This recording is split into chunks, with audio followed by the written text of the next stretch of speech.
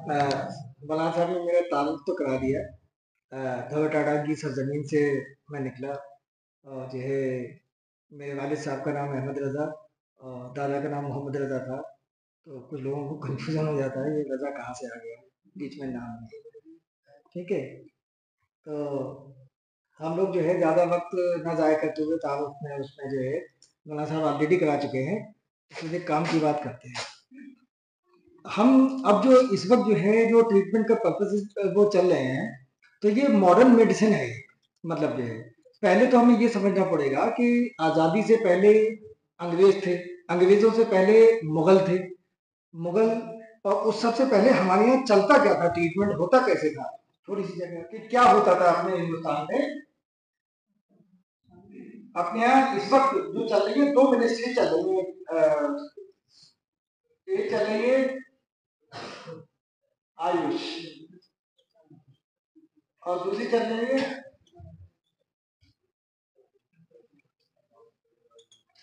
ये आयुष मिनिस्ट्री और family of health ministry चल रही है। Family of health and family welfare पूरा नाम है इसका, फैमिली ऑफ हेल्थ एंड वो ministry of health and family welfare. और ये आयुष, इसमें आयुर्वेदा, यूनानी, सिद्धा और होम्योपैथी, ये चार चीजें इसमें आती है जो गवर्नमेंट से अप्रूव है। आयुर्वेदिक सिस्टम ऑफ मेडिसिन, यूनानी सिस्टम ऑफ मेडिसिन, सिद्धा सिस्टम ऑफ मेडिसिन, होम्योपैथी। आपने यहाँ पर डॉक्टर्स बहुत सारे देखे होंगे कि वो कहते हैं कि मैं आयुर्वेद का डॉक्टर हूँ, मैं यूनानी का डॉक्टर हूँ, मैं होम्योपैथ का डॉक्टर हूँ। तो ये अलग अलग पैथीज कहलाती हैं, अलग अलग पैथीज कहलाती हैं। अब इसके अलावा जब ये सब हमारे यहाँ पहले से चलती थी, मुगलों के जमाने से, अंग्रेजों के आने से पहले, जब अंग्रेज यहाँ आए तो उन्होंने देखा उनके सोल्जर्स को, उनको जो है ट्रीटमेंट की, इलाज की जरूरत पड़ती थी। उन्हें ये बात समझ में नहीं आती थी, इनका सिस्टम ऑफ मेडिसिन उनको समझ में नहीं आ रहा था, क्योंकि वहां पर जो है एडवांस ट्रीटमेंट हो रहा था। तो यहाँ पर जब उनके सोल्जर्स को जब चोट लग जाती थी, कुछ हो जाता था, तो वो यहाँ पर जैसे जो ट्रीटमेंट का मेथड था, कोई लेप लगाते थे, कुछ करते थे, और हड्डी टूट जाती थी तो मतलब जो है करते थे। तो उन्होंने ये समझ में नहीं आ रहा था कि ये ट्रीटमेंट हमारे सोल्जर्स का, तो इन्हें जरूरत पड़ी अंग्रेजों को। अंग्रेजों को लगा कि मतलब जो है ये यहाँ सिस्टम जो है ठीक नहीं है, इसलिए वो अपना सिस्टम जो मेडिसिन का था, जिसको जो आज जो है मॉडर्न मेडिसिन कहलाता है, मॉडर्न सिस्टम ऑफ मेडिसिन कहलाता है, वो जो है ये लेके आए अंग्रेज। तो इन्होंने सोचा वहां से कुछ डॉक्टर्स बुला के लाए, तो ट्रीटमेंट उनको वहां से अच्छा लगा। उन्होंने सोचा इस तरीके से हमें तो यहाँ बहुत सालों साल रूल करना है, हम कैसे इस तरीके से कर पाएंगे, हर बार वहां से डॉक्टर लेके आएंगे। तो उन्होंने कहा हम यहीं पर मेडिकल कॉलेज सेट कर लेते हैं। उनके यहाँ पर पहले से मेडिकल कॉलेज जो सिस्टम पढ़ाने का था, इनमें क्या था, पढ़ाने का सिस्टम बहुत अच्छा नहीं बना हुआ था।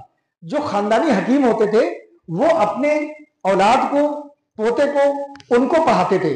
पढ़ाते क्या थे, उनको समझा देते थे कि इस चीज, इस दवा का इलाज ये है, इस दवा का इलाज ये है। पढ़ाई का सिस्टम नहीं था। दूसरे जो है सिस्टम ऑफ मेडिसिन में पढ़ाई का बहुत अच्छा सिस्टम नहीं था कि हम generation to generation pass on करें। जैसे आप जो अब आज जो सिस्टम चल रहा है, जैसे आपके उस्ताद कराम है, वो अपनी नॉलेज को आपको दे रहे हैं कि मतलब जो है हमें जो आता है, आप भी नेक्स्ट जनरेशन सीखे, हम रहेंगे नहीं रहेंगे तो हमारी जनरेशन टू जनरेशन इल्म जो है चलता रहे। तो इसी तरीके से उन्होंने, इसमें बहुत अच्छा सिस्टम नहीं था, उन्होंने ये लाए। तो उन्होंने पहली बार इंडिया में कैलकाटा में सन 1835 में पहला मेडिकल कॉलेज खुला कलकत्ता में, 1835 में। उसके बाद मद्रास में, मद्रास में भी सेम 1835 में दूसरा मेडिकल कॉलेज खुला।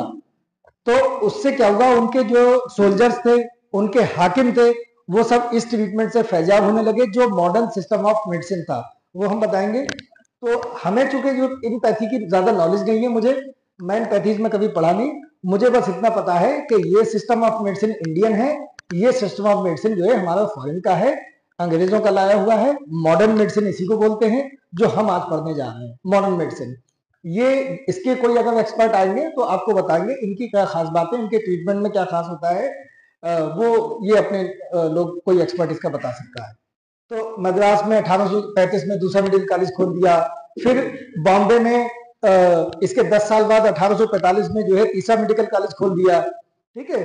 फिर चौथा लाहौर में खोल दिया, और पांचवा मेडिकल कॉलेज खोला लखनऊ में king George medical college, KGMC, ये खोला उन्होंने 1911 में चालू हुआ। ये एक्चुअली में बिल्डिंग जो है बन गई थी 1905 में। ये 5वां मेडिकल कॉलेज था, ये खोला।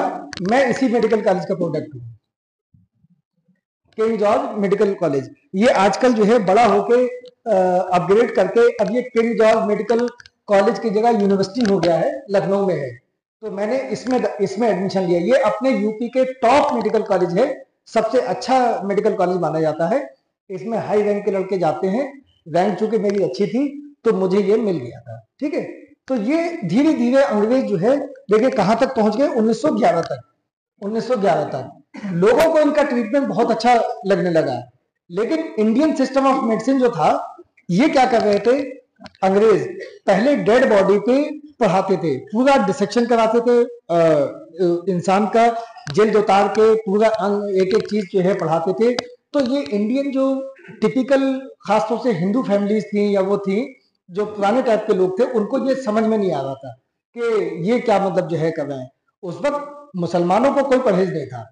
मुसलमान जो है माशाल्लाह बहुत आगे थे उस वक्त, जो जब ये जो है मेडिकल कॉलेजेस वगैरह खुल रहे थे।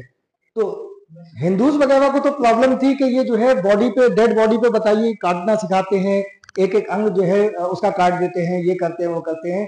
तो वो लोग नहीं थे, लेकिन मुसलमान अच्छे खासे इंटरेस्ट ले रहे थे, तो मुसलमान उनमें जाते थे। और उस वक्त आलम ये था कि एडमिशन के लिए अनाउंसमेंट करके जो है ये भर्ती लेते थे कि कोई भी लड़का कोई हाई स्कूल इंटर पास हो, अब मेडिकल कॉलेज में एडमिशन लेने का अगर जो है इच्छुक है तो वो मेडिकल कॉलेज में आ जाए, ये सिस्टम था। तो ये जो है ये सिस्टम डेवलप होता चला जा रहा था। इनका ट्रीटमेंट का मेथड क्या था, उनसे इनसे डिफरेंट ये था, अगर मान लीजिए किसी के चोट लग गई हाथ में, तो जैसे ये घाव बन गया, ये घाव, इंडियन सिस्टम ऑफ मेडिसिन में इसको लेप लगा के, पट्टी लगा के, ये लगा के, वो लगा के इसको भरते रहते थे, महीनों में भरता था, कई महीने लग जाते थे, 1.5 महीना, 2 महीने, 3 महीने। ये अंग्रेज आए, इन्होंने क्या किया, इसको दोनों चीजों को मिला के टाँके लगा दिए, पास में ले आए, स्किन टू स्किन पास में लाके टाँके लगाए, टाँके लगा के जोड़ दिए। अब जोड़ा तो देखा जो चीज महीनों में भर रही थी वो 8 दिन में भरने लगी। तो उनको ये सिस्टम जो है हिंदुस्तानियों को भी समझ में आने लगा। किसी की हड्डी टूट जाती थी, पहले ऐसे कोई टेढ़ी जुड़ गई तो टेढ़ी जुड़ जाने दो, अब क्या करना, अब तो टूट ही गई, ठीक है। या कुछ जो है लकड़ी वकड़ी बांध दी, खपच्चे बांध दी, ये लोग लेके आए तो इन्होंने बिल्कुल सीधी करी। एक्सरे लेके आए, एक्सरे से जो है मॉडर्न मेडिसिन में ये सब जो है एक्सरे लेके आए, फिर सीधी जुड़वाई, तो उसका काम हाथ पैर जो है अच्छे से बाद में भी दोबारा से काम करने लायक होने लगा और ठीक से जो है काम करने लायक होने लगा। तो ये इस तरीके से इवोल्यूशन होता गया, जो मेडिकल कॉलेजेस बढ़ते गए और आज़ादी से पहले अच्छे खासे मेडिकल कॉलेज जो है अंग्रेज छोड़ के गए हमारे पास। तो इस चूंकि हिंदुस्तान में बहुत एक्सेप्टेंस हुआ इस मेडिसिन का, तो धीरे धीरे ये इतना बढ़ गया कि आज एक तरह से आयुष मिनिस्ट्री पूरा इसमें 1 2 3 4 पैथीज हैं, 4 पैथीज मिलके अकेली इसका मॉडर्न पैथी का मुकाबला नहीं कर पा रही है। इसमें क्या है कि एक बहुत अच्छी बात थी इनकी कि जो इल्म आपको है वो आप इल्म जो है दूसरों को भी मतलब बांटो। ऐसा नहीं कि आप अपना इल्म अपने ऊपर रख के बैठ जाओ। मैंने अगर मान लीजिए अगर कोई मरीज का कोई बहुत सफल ऑपरेशन किया है, बहुत अच्छा ऑपरेशन किया है, मुझे पता लगा, मैंने ये कर दिया, तो इनके कहने का मतलब है आप सबको बताओ आपने अगर कुछ अच्छा किया है। तो इसमें मॉडर्न मेडिसिन में क्या होता है कि एक आदमी अगर कोई अच्छा काम करता है तो वो सबको बताता है मैंने अच्छा काम किया, ओके। तो फिर वो लोग पूछते हैं कैसे किया, उसको ये भी बताना होता है कि आपने कैसे किया। तो उससे क्या होता है, कुछ लोग जो है उसको ग्रैस्प कर लेते हैं कि अच्छा आपने ऐसे किया तो हम भी ऐसे कर सकते हैं, ठीक है। तो इससे इस जो है मॉडर्न मेडिसिन जो है ये आगे बढ़ती चली गई, क्योंकि इसमें नॉलेज का आदान प्रदान कह दीजिए हिंदी में, या ट्रांसफर ऑफ नॉलेज बहुत इजी था। ट्रांसफर ऑफ नॉलेज जो है मेडिकल कॉलेज खोलने से नई जनरेशन आती गई, नई जनरेशन पढ़ती गई, तो ये मॉडर्न मेडिसिन इस तरीके से आगे जो है बढ़ती चली गई। अब इसमें फिर जब आजादी से पहले का दौर आया, कुछ बीमारियां अपने यहाँ जो बुजुर्ग लोग होंगे वो जानते होंगे, कुछ ऐसी बीमारियां आ गई जो पूरे के पूरे खौफ पैदा कर देती थी। पूरा एक बीमारी का नाम अगर तुम लोग बच्चों ने कम सुना होगा, प्लेग नाम की बीमारी होती थी, प्लेग नाम की। वो समझ लीजिए जिधर से शुरू होती थी एक से दूसरे को फैलती थी, एक दूसरे से। एक घर में अगर हो गई, छह छह भाइयों को लपेट के ले जाती थी प्लेग। ऐसी कॉलरा होता था, पूरे समाज में, पूरे गांव में फैल जाता था। कॉलरा हो गया तो पूरे गांव में कॉलरा हो गया, ठीक है। इस तरह की बीमारियों की एक होती थी स्मॉल पॉक्स, चिकन पॉक्स, जिसमें चेचक के दाग हो जाते। चेचक, स्मॉल पॉक्स को कहते हैं चेचक को, उसमें दाग हो जाते हैं। पुराने जमाने के लोग तुम्हें आज भी मिल जाएंगे जिनके चेचक ने दाग छोड़ दिए, चेहरे पर जो है दाग छोड़ दिए हैं। ये सब बीमारियां जो है, ये जो पैथीज थी, ये इनकी समझ में नहीं आ रहा था। अंग्रेजों को कुछ समझ में आ गया था कि इनका क्या करना है, तो अंग्रेजों ने इस पर फोकस किया। ऐसा नहीं अंग्रेज कुछ काम नहीं कर रहे थे, बुराइयां तो उनकी बहुत हैं, लेकिन कुछ अच्छे काम भी कर रहे थे अंग्रेज। तो उन्होंने इन डिजीजेस को, क्योंकि उनका मकसद था यहाँ पर रहना, तो अपने ऑफिसर्स को बचाना। वो तभी बचाएंगे जब जो है जनता को भी बचाएंगे, क्योंकि वो कम्युनिकेबल डिजीजेस कहलाती हैं। कम्युनिकेबल डिजीजेस का मतलब ये होता है कि एक से दूसरे में फैल जाना। मतलब ये डिजीजेस दो तरीके से होती हैं, एक नॉन कम्युनिकेबल, जो एक से दूसरे को नहीं लगती हैं। मसलन किसी को अगर पथरी हो गई तो उसी को रहेगी, उसके घर में किसी को नहीं जाएगी पथरी, ठीक है। अगर किसी को कैंसर हो गया तो कैंसर उसी आदमी को रहेगा, उससे किसी दूसरे को नहीं जाएगा। लेकिन कुछ डिजीजेज जो मैंने बताया, स्मॉल पॉक्स, प्लेग और ये सब जो है एक दूसरे से फैलने वाली बीमारियां होती हैं, जो आज भी बहुत सारी डिजीजेज आ जाती हैं जो फैलने वाली थी। जैसा कि आप लोगों को जो रिसेंट में हुई थी वो कोविड थी, कोविड-19, जो एक दूसरे से दूसरों को फैल रही थी, ठीक। तो इन पे कंट्रोल कैसे करना है, तो इन लोगों ने देखा कुछ डिजीजेज में ये था कि वो किसी आदमी को अगर एक बार हो जाती थी, वो किसी को दोबारा से नहीं होती थी। इन लोगों ने ये चीज कैच करी कि यानी ये बीमारी अगर किसी को एक बार लग जाती है तो फिर दोबारा से उसको ये बीमारी नहीं होती है। तो उन्होंने सोचा कि इसका क्या क्या मतलब है। एक आदमी को अगर चेचक जिंदगी में एक बार हो गया, उसको दोबारा से कभी चेचक नहीं होता था। एक ही बार अटैक होता था चेचक का, चाहे वो हल्का अटैक हो जाए चाहे भारी अटैक हो जाए। तो उसके लिए उन्होंने जो है ये सिस्टम आया कि कोई ना कोई ऐसा है कि इसके शरीर में पहले से वो डिजीज हल्की फॉर्म में डाल दी जाए। कोई हल्की फॉर्म में अगर वो डिजीज शरीर में डाल दी जाए कि इसकी मौत भी ना हो और इसको आगे वो बीमारी हो भी ना। तो इसी से कॉन्सेप्ट निकल के आया वैक्सीन, जिसको टीका हिंदी में कहते हैं, टीका लगवाना, टीका लगवाना। तो वैक्सीन का कॉन्सेप्ट लेके आए ये अंग्रेज, कि वैक्सीन बनाया इन्होंने डिजीज का, कि हम मरीज के वो किसी आम आदमी के शरीर में कोई एक हल्की डिजीज का कोई इंजेक्शन लगाएंगे तो उसके शरीर में वो डिजीज का कीटाणु, वायरस या बैक्टीरिया जाएगा और उसके अंदर इतने कम अलामत पैदा करेगा कि उसको पता भी नहीं चलेगा, और जिंदगी भर उसकी प्रोटेक्शन के एंटीबॉडीज हमारे शरीर में, ब्लड में बन जाती है, जो कि अगला अटैक जब होता है तो अगले अटैक में मतलब जो है वो बीमारी अच्छे से असर नहीं कर पाती है। तो उसको एक तरह से ये टीका जो है, ये वैक्सीन जो है, ये हम क्या करते हैं, हल्का डिजीज का, कंट्रोल्ड डिजीज का एक फॉर्म इंजेक्ट कर देते हैं इंजेक्शन के थ्रू, या कुछ ओरल भी आती है वैक्सीन, जैसे पोलियो की वैक्सीन आती है, ओरल है, ड्रॉप की फॉर्म में अप्लाई जाती है। तो ये सब जो है वैक्सीन का सिस्टम इन लोगों ने निकाला।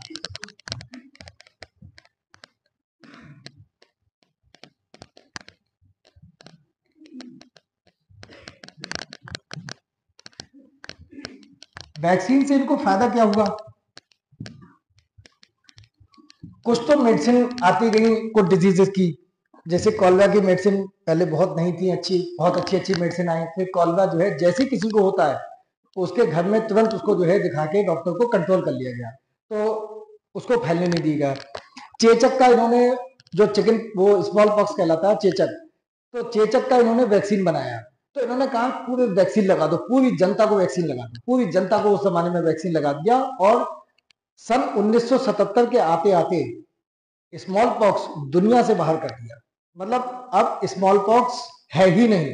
अब किसी में, आज अब मॉडर्न जमाने में आप रह रहे हो, किसी के चेहरे पे वो वाले दाग नहीं देखोगे जो नई छाई के हैं। सिर्फ जो लोग, पुराने लोगों को कभी चेचक बचपन पे हो गया है, उनको हो गया 77 से, सन 1977 से पहले। और सन 1977 के बाद किसी को जो है चिकन पॉक्स नहीं हुआ। तो ये सब मॉडर्न मेडिसिन की देन थी इनकी, जो अंग्रेज जो अपना सिस्टम लेके आए थे। तो इसको जो है इंडियन गवर्नमेंट जब आजाद हो गया हिंदुस्तान, तो हिंदुस्तान ने इस सिस्टम को जाने नहीं दिया। इस सिस्टम ऑफ मेडिसिन को, क्योंकि जब तक ये लोग जो है 40-50 मेडिकल कॉलेज जो है इस्टेब्लिश कर चुके थे अंग्रेज, तो इंडियन गवर्नमेंट ने क्या कहा कि इस पद्धति को, जिसको मॉडर्न मेडिसिन या एलोपैथिक सिस्टम ऑफ मेडिसिन कहते हैं, इसको जो है उन्होंने जाने नहीं दिया अंग्रेजों के साथ। इसको जो है इन मेडिकल कॉलेजेस की संख्या इंडियन गवर्नमेंट ने और फर्दर बढ़ानी शुरू कर दी। उसमें फर्दर रिसर्च वगैरह सबके लिए पूरा बाकायदा जो है बजट होता है। पूरी, मैंने जैसे बताया, पूरी मिनिस्ट्री है उसकी, जैसे हेल्थ मिनिस्टर होता है पूरी अपनी इंडिया में, आयुष का मिनिस्टर अलग होता है, family of health and family welfare का, वो ministry of health and family welfare का मिनिस्टर अलग से होता है। इन लोगों ने जो है उसको जो है बढ़ावा दिया, क्योंकि इसमें इनको फायदा नजर आया कि इसमें जो है ट्रीटमेंट बहुत अच्छा फास्ट है, दर्द निवारक गोलियां बहुत अच्छी हैं, इमरजेंसी सिस्टम उनमें जो है, एक तो आयुष मिनिस्ट्री में क्या था कि आयुष वाली डिजीज में उनमें इमरजेंसी ट्रीटमेंट ज्यादा नहीं थे, इसमें इमरजेंसी ट्रीटमेंट बहुत था। आदमी को अभी आराम चाहिए, अभी आराम चाहिए, तुरंत आराम चाहिए, दर्द हो रहा है तुरंत आराम चाहिए, एक्सीडेंट हो गया तुरंत खून रुकना चाहिए, हमारे मरीजों के खून बह रहा खून रुकना चाहिए। तो ये सब जो है मॉडर्न मेडिसिन ने या एलोपैथी ने ये दिया। तो हमारे जो इंडियन जो गवर्नमेंट थी इसको बढ़ावा दे रही थी, तो 1977 के आते आते चला गया। उसके बाद जो है इन्होंने काम किया पोलियो पे। पोलियो पे जब इन्होंने जो है लगाया कि पोलियो को कुछ देशों ने, जो विकसित देश हैं, जो अपने आप को डेवलप्ड देश कहते हैं, अमेरिका, इंग्लैंड वगैरह, जिनके यहाँ पर से ये सब आई है, ये एलोपैथिक सिस्टम ऑफ मेडिसिन, वो हमसे इस चीज में काफी जो है काम ज्यादा करते हैं, उनकी गवर्नमेंट जो है इसमें बजट ज्यादा देती है, तो उन्होंने हमसे पहले इन डिजीजेस पर कंट्रोल पा लिया। जैसे पोलियो, पोलियो उन्होंने अमेरिका, इंग्लैंड बहुत पहले अपने यहाँ से खत्म कर चुके थे। पोलियो, पोलियो जो है, जो नए बच्चे हैं उनको नहीं पता होगा, पोलियो में क्या होता था, कोई अंग, किसी को पोलियो होता था तो कोई ना कोई अंग उसका जो है कमजोर हो जाता था, जैसे पैर कमजोर हो गया, हाथ कमजोर हो गया, उसका चेहरा टेढ़ा हो गया, तो पोलियो हो जाता था। तो ये अब तुम नई छाई में नहीं देखते हो कि पोलियो नहीं हो रहा है, किसी को नहीं देखा तुमने, कोई बच्चा जो है, पुराने जमाने में इतने लोग आपको मिल जाते थे, डंडा पकड़े हुए, ये पकड़े हुए, किसी का पैर बेकार हो गया है, किसी का जो है ये पोलियो से बहुत बेकार हो जाते थे। तो हिंदुस्तान गवर्नमेंट ने इसकी ड्राइव चलाई, पूरा वैक्सीन दिया, सबको, पूरी जनता को वैक्सीन दिया, और फ्री वैक्सीन दिया। फ्री कहा मतलब फ्री लगवाओ, बस लगवा लो आप।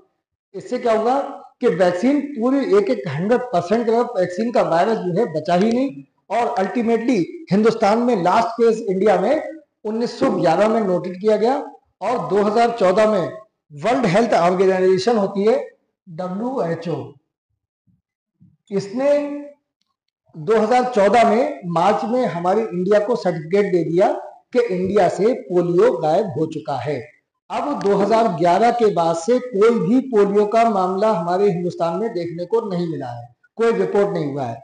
पाकिस्तान जो है हमसे अभी इस मामले में थोड़ा पीछे है, पाकिस्तान में अभी भी इक्का दुक्का पोलियो के मामले आ जाते हैं, ठीक है। पाकिस्तान जो है पोलियो फ्री नहीं हुआ है, हमारा देश पोलियो फ्री हो गया है, और WHO ने सर्टिफिकेट दे दिया है। ये वर्ल्ड हेल्थ ऑर्गेनाइजेशन है, ये जो है सारी कंट्रीज की, मतलब एक पूरी वर्ल्ड के एक ऑर्गेनाइजेशन में हर देश के सदस्य होते हैं, इसमें सब कंट्रीब्यूशन डालते हैं, ये अपने टाइम टू टाइम ये अपना काम करती है, एक जो है हेल्थ बॉडी है, और मैनेजमेंट करने की किसी भी देश को ज्यादा जरूरत होती है, कहीं प्रॉब्लम ज्यादा हो जाती है तो ये उधर अपना पूरा ध्यान कर देती है, और उसमें उस डिजीज को कंट्रोल करने की कोशिश करती है। इसका रोल मैंने थोड़ा इसलिए बताया, अभी हमारे यहाँ जब कोविड आया था, तो कोविड जिस जिस देश में जा रहा था और ज्यादा तबाही मचा रहा था, तो इस संस्था ने बहुत काम किया। इस संस्था ने जो है गरीब देशों की बहुत मदद की। गरीब देश जो वैक्सीन नहीं बना पा रहे थे, हमारा देश तो चलो सक्षम था, देश ने वैक्सीन बना लिया। कुछ देश वैक्सीन टीका, कुछ देश ऐसे थे जो वैक्सीन नहीं बना पा रहे थे, या वो बहुत गरीब थे, लेकिन वहां भी कोविड से मौतें बहुत ज्यादा हो रही थी। तो उन्होंने, WHO ने क्या कहा कि जो मालदार देश हैं वो इनकी मदद करें, और मदद करके कोविड का वैक्सीन वहां तक पहुंचाया। अल्टीमेटली कोविड पे धीरे धीरे करके कंट्रोल में आ गया, ठीक है। तो ये था वैक्सीन का रोल जो है, ये सब जो है 2000 के आते आते 2000 के बाद से वैक्सीन का रोल जो है। अब आज भी इंडियन गवर्नमेंट छोटे बच्चों में एक जो है नेशनल हेल्थ इम्यूनाइजेशन प्रोग्राम में कुछ वैक्सीन, टीके आज भी फ्री देती है, फ्री, जो कॉमन डिजीजेज हैं। जैसे पुराने जमाने में एक काली खांसी होती थी, पर्टुसिस बोलते थे, बच्चा ऐसा खांसता था कि खांसते खांसते बेहोश हो जाता था, इतनी बुरी काली खांसी बोलते थे। जो कि अब जो है नेक्स्ट जनरेशन में आपको ऐसी खांसी देखने को नहीं मिलती है। डिप्थीरिया था, गले में इतनी सूजन हो जाती थी, टॉन्सिल हो जाते थे, बच्चे सांस नहीं ले पाते थे और अल्टीमेटली कई बच्चों की उसमें डेथ हो जाती थी इसी चक्कर में, क्योंकि इतना सूजन होता था, गले में सांस ही नहीं ले पाती थी उसकी। तो डिप्थीरिया तो ये था, काली खांसी, ये सब जो है डिजीजेज जो है अब कल सबको कंट्रोल में आ गई है। इसके टीके आ चुके हैं। बहुत कॉमन टीके आपने सोचे होंगे, सुने होंगे, पोलियो का टीका और डीपीटी का टीका। इसमें 3 डिजीजेज आती हैं, ये 3 डिजीज का टीका इकट्ठा बना दिया है, डिप्थीरिया, पर्टुसिस और टाइफाइड। ठीक है, छोटे बच्चों में ये डिजीजेज बहुत कॉमन थी। अब क्या है, कोई भी बच्चा पैदा होता है तो हमारे अगर कोई भी आदमी अगर किसी सरकारी स्कूल अस्पताल में जाएगा तो वहां पर ये सब पोलियो जो है वो टीके आपको जो है फ्री में लगाए जाएंगे। इंडियन गवर्नमेंट की तरफ से इसका खर्चा सब इंडियन गवर्नमेंट उठाती है बहुत सारी डिजीजेस का। अगर आप प्राइवेट सेटअप में भी जाएंगे तो पहले ये था कि कुछ लोग जो थे कि गवर्नमेंट सेटअप में जाना पसंद नहीं करते थे, हम तो नहीं जाएंगे, हम तो नहीं जाएंगे, तो वो बच्चे छूट जा रहे थे। तो उन्होंने क्या कहा कि जो प्राइवेट सेंटर्स हैं, अच्छे मान्यता प्राप्त हेल्थ सेंटर्स हैं या हॉस्पिटल्स हैं, बड़े बड़े हॉस्पिटल्स हैं, सबको गवर्नमेंट ने कहा आप भी ये चीज फ्री दो। तो प्राइवेट सेंटर्स ने कहा हम कैसे फ्री दें, सरकार ने कहा हमसे लो लेकिन लगाओ सबको, तो कोई बच्चा छूट ना पाए। कोई बच्चा जो जिसके टीके, जिस बीमारी का टीका बन चुका है उसका, वो बच्चा जो है उससे बीमारी से नुकसान ना पाए जिसका टीका आ चुका है। तो आज जो है इन सब बीमारियों का कंट्रोल है। और पहले एक चलता था रोटा वायरस, उसका डायरिया होता था, इतना डायरिया होता था बच्चों को कि बच्चा कमजोर होके, बेहोश होके, और कुछ बच्चों की डायरिया से डेथ हो जाती थी। कॉलरा के अलावा तो उसमें भी उसका टीका आ गया। इनके कुछ तो गवर्नमेंट दे रही है, ठीक है, इसके अलावा जो टेटनस का टीका है, टिफॉइड टेटनस है, टेटनस का टीका है। पहले टेटनस हो जाता था बहुत बच्चों को, अब तो बहुत कम देखने को मिलता है टेटनस। अब पहले तो ये जो है इनको जो है कवर किया इंडियन गवर्नमेंट ने। इसके अलावा कुछ रेयर डिजीजेज हैं, उसने कहा कुछ और टीके भी निकाल दिए लेकिन वो महंगे थे। तो गवर्नमेंट ऑफ इंडिया ने कहा कि ये महंगे हम तो नहीं देंगे, तो प्राइवेट अगर लगवाना चाहे कोई अपने बच्चे के, तो इसके अलावा भी बहुत सारे टीके आते हैं जो कि अब माँ बाप जो है अपनी मर्जी से अगर अपने पीडियाट्रिक डॉक्टर से पता करेंगे कि डॉक्टर साहब हम कौन कौन से और टीके लगवा सकते हैं, तो वो रिकमेंड करते हैं जो ऐसी डिजीजेज हैं, जानलेवा बीमारियां जिन्हें कहते हैं, कि उनको जो है उसके टीके लगवा सकते हैं। इसके अलावा भी जो गवर्नमेंट ऑफ इंडिया दे रही है उसके अलावा भी। ठीक है, तो ये हो गई अपने टीकों की बात। ये इंजेक्शन फॉर्म में भी हो सकते हैं, ओरल मुंह से खाने की शक्ल में भी हो सकते हैं। ज्यादातर इंजेक्शन होते हैं लेकिन कुछ जो है मुंह से भी पीने वाले होते हैं।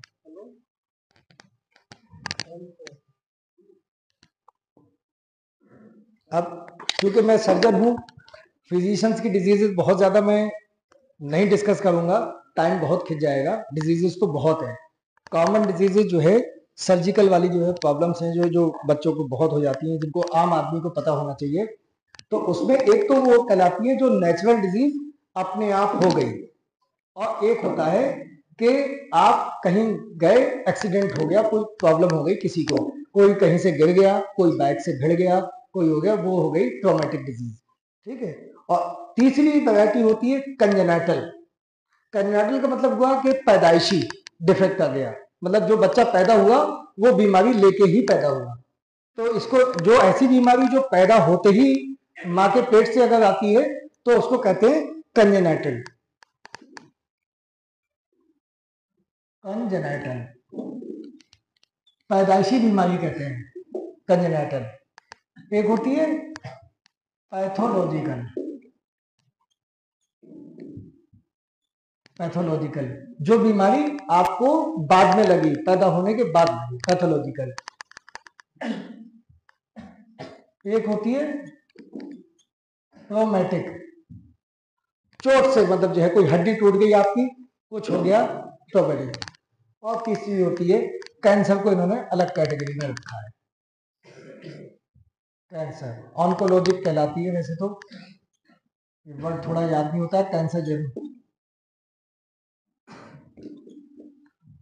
ये इस तरह की डिजीज होती है। पैदाइशी बीमारी हो गई, पैदाइशी नहीं थी वैसे हो गई, या किसी चोट के कारण हो गई, एक्सीडेंट हो गया, कुछ हो गया, या फिर कैंसर किसी को डेवलप हो गया। तो ये हमारी जो है एक डिजीजेज है जो कॉमन डिजीज है मेरे जो अंडर में आती हैं, जो मैं ट्रीट करता हूँ। या तो यहाँ नेक पे किसी को जो है गांठ हो गई, यहाँ पर कोई सर पे फेस पे कोई गांठ हो गई, और जो है फिर चेस्ट में तो मेरे अंडर में तो जो है चोटें ज्यादा आती हैं। चेस्ट की डिजीजेज मेरे अंडर में कम आती हैं। हार्ट की डिजीजेज हार्ट वाले डॉक्टर के पास चली जाती हैं। ठीक है। उसके बाद मेरे जो ज्यादा प्रॉब्लम आती है वो एब्डोमेन की प्रॉब्लम्स मेरे पास बहुत आती हैं। ठीक है। एक और जो मॉडर्न मेडिसिन में मैं बताना चाह रहा था कि वो उससे याद आ गया मुझे, पुराने जमाने में एक प्रॉब्लम होती थी थायराइड। यहाँ पर एक गले में हमारे एक ग्लैंड होता है जो एक हार्मोन सेक्रेट करता है। उस हार्मोन को अपने इंडियन सिस्टम ऑफ जो सॉइल और अपने यहाँ का पानी है उसमें आयोडीन की कमी थी। जिन जिन इलाकों में आयोडीन की कमी थी तो वो उसको हार्मोन बनाने के लिए ये यहाँ पर एक गांठ बन जाती थी, बड़ी सी हो जाती थी। वो थायराइड ग्लैंड था जो नॉर्मल अपने सबके होता है लेकिन फील नहीं होता, किसी को मालूम नहीं पड़ता ऐसे। जब वो ग्लैंड बड़ा होता था तो इतना बड़ा हो जाता था कि खूब यहाँ पर जो है उसको घेंगा बोलते थे उस जमाने में। घेंगा घेंगा हो गया, घेंगा हो गया। उससे प्रॉब्लम कुछ नहीं थी लेकिन दिखने में बहुत गंदा लगा। लोग, पुरानी औरतें अभी भी मिल जाएंगी एक आध, आपको इतना बड़ा बड़ा घेंगा लटकाए हुए रहती थी बेचारी, मतलब जो है परेशान रहती थी, इतना वजन लेके लोग घूम देंगे। तो ये जो मॉडर्न मेडिसिन थी इसने इसको पहचाना। मॉडर्न सिस्टम ऑफ मेडिसिन की मैं बात करूंगा क्योंकि मैं इसी का एक्सपर्ट हूँ। तो इन्होंने पहचाना कि ये ऐसे घेंगा होता क्यों है। इन्हें पता ये चला कि हमारे खाने पीने में जहां पर इंडिया में आयोडीन की कमी होती है। एक आयोडीन एक हार्मोन वो होता है मिनरल, उसकी कमी हो जाती है। तो उसकी कमी को बजाने, उसके हार्मोन को बनाने के लिए उसे ज्यादा मेहनत करनी पड़ती है हमारे ग्लैंड को। तो ग्लैंड ज्यादा मेहनत करते करते करते करते बढ़ जाता है और इतना बढ़ जाता है। तो इन्होंने क्या किया कि इन्होंने कहा अगर हम उसको मरीज को आयोडीन की गोली दें तो शुरुआती स्टेज में कुछ लोगों का थोड़ा बड़ा हुआ, तो आयोडीन की जब गोली खिलाई गई तो पता लगा उनका घेंगा धीरे धीरे कम हो गया, खत्म हो गया। जिनका घेंगा पुराना हो गया उनका ठीक नहीं हो पाया। तो उन्होंने कहा कि मतलब इंडियन गवर्नमेंट ऑफ सिस्टम ने, जो डॉक्टर्स ने उनको सुझाया गवर्नमेंट को कि अगर आप चाहते हैं कि ये घेंगा खत्म हो जाए, मतलब हमारे हिंदुस्तान में किसी को हो ही ना, तो आप ऐसा करिए, एक तरफ से सबको आयोडीन खिलाना शुरू कर दीजिए। अगर कोई आदमी आयोडीन लेना शुरू कर दे तो उसको घेंगा होगा ही नहीं। तो इंडियन गवर्नमेंट ने कहा तो इसके लिए क्या कर सकते हैं, हम कैसे कहेंगे मरीजों से, मरीज तो जो है आयोडीन की गोली जाके खरीदेगा नहीं। तो उन्होंने कहा नमक उतारा। उन्होंने कहा नमक हर घर में इस्तेमाल होता है, आयोडीन इतनी कम मात्रा में चाहिए होता है, बहुत कम मात्रा में। नमक में अगर आप डाल दो, नमक में, तो आयोडीन अपने आप ही चला जाएगा। नमक में आयोडीन डाल दो। तो ये पैकेज, उससे पहले ये जो नमक आपको आजकल मार्केट में देखने को मिलता है पैक्ड नमक, पहले ऐसा नमक नहीं आता था। हम जब छोटे थे तो आपके असातिज़ा कराम को सबको पता होगा, डेली वाला नमक कहलाता था, टुकड़े आते थे, डेली वाला नमक, वो नमक आता था जब हम लोग छोटे थे। उसके बाद ये जो पिसा हुआ नमक आया, इसमें उन्होंने क्या किया, आयोडीन डाल दिया। तो जिन घरों में ये वाला नमक यूज होने लगा आयोडीन वाला, तो उन घरों में घेंगा हुआ ही नहीं, घेंगा नहीं होने लगा। तो इंडियन गवर्नमेंट, कुछ लोग गरीब थे वो बेचारे तब भी नहीं मान रहे थे। वो कह रहे थे कि क्या नाम है जो है हम तो नहीं खरीद पाएंगे, ये नमक तो महंगा हो रहा है। जिसमें आयोडीन पड़ा होता था वो नमक महंगा होता था, पुराना वाला नमक सस्ता होता था, लेकिन परेशान थे। तो इंडियन गवर्नमेंट ऑफ मेडिसिन ने उसने क्या कहा, इंडियन गवर्नमेंट ने कहा इसको हम कंपलसरी कर दे रहे हैं, इसको ऐसा करते हैं कंपलसरी कर दे रहे हैं। मतलब जो है कोई आदमी डेली वाला नमक ले ही ना, सब यही वाला नमक लेंगे। तो अब आज के जमाने में कोई भी इंडियन कंपनी जो नमक उतारेगी, तो इंडियन गवर्नमेंट की तरफ से रूल है कि उसको उसमें आयोडीन डालनी ही पड़ेगी नमक में।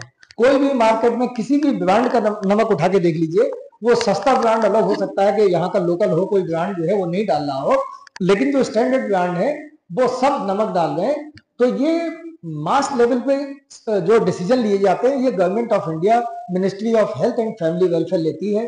तो इसने नमक को आयोडीन, आयोडाइज्ड नमक, जो अब जो मार्केट में आपको मिलता है वो मिलता है आयोडाइज्ड सॉल्ट,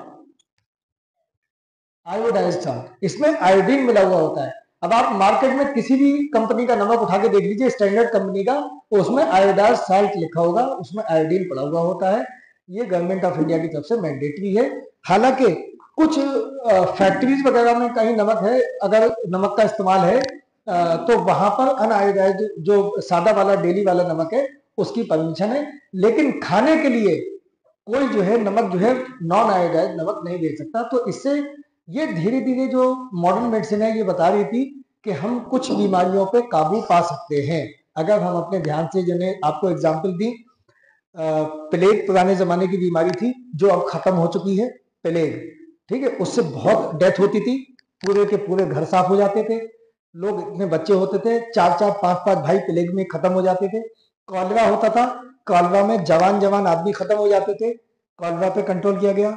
एक मैंने बताया स्मॉल पॉक्स पे कंट्रोल किया गया। स्मॉल पॉक्स में जिसमें चेचक के दाग हो जाते थे फेस पे, कहीं पे पूरे, किसी किसी के तो पूरे शरीर पे दाग हो जाते थे, चेचक पे कंट्रोल हो गया।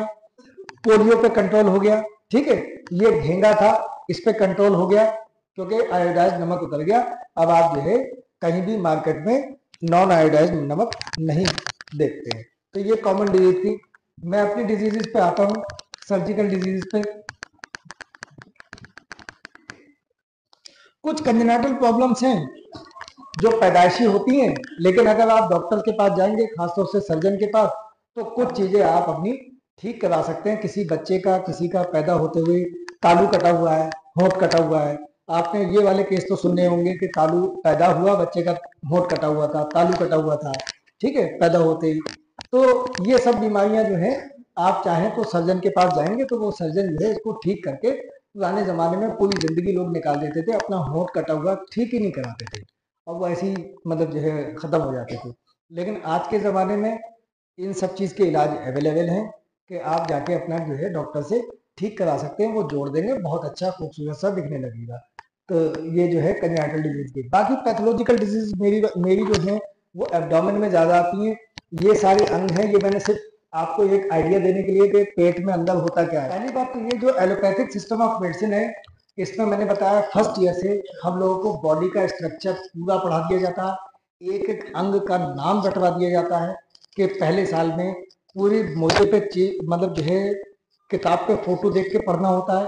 किताब के अलावा आपको प्रैक्टिकल के लिए डेड बॉडी का चीर चीर के देखना होता है कि जो हम तुम्हें पढ़ा रहे हैं ये कहलाती है evidence based medicine. Evidence based मतलब जो हम आपको पढ़ा रहे हैं वो धोखा नहीं दे रहे हैं, जो है जो किताब में हम लिख रहे हैं वो आप अगर चीज फाड़ के देखेंगे तो वही मिलेगा आपको।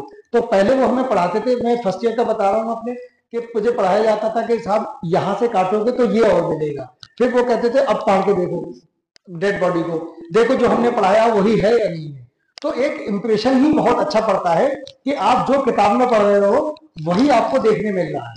तो उससे जो है आपके दिमाग में इंप्रेशन एक जो है छाप पड़ जाती है कि इसका मतलब आपको कुछ गलत नहीं पढ़ाया जा रहा है। एविडेंस बेस्ड मेडिसिन थी कि जो है आपको जो है वही हमें, तो हमें एक एक पूरे ऊपर से लेकर नीचे तक पूरे सारे अंग रटवा दिए। पहले बोले नाम पता होगा, जब नाम पता होगा तब फिर वो अंग अगर बीमार पड़ेगा तब आपको पता लगेगा कौन सा अंग बीमार है, उसका पहले नाम हो।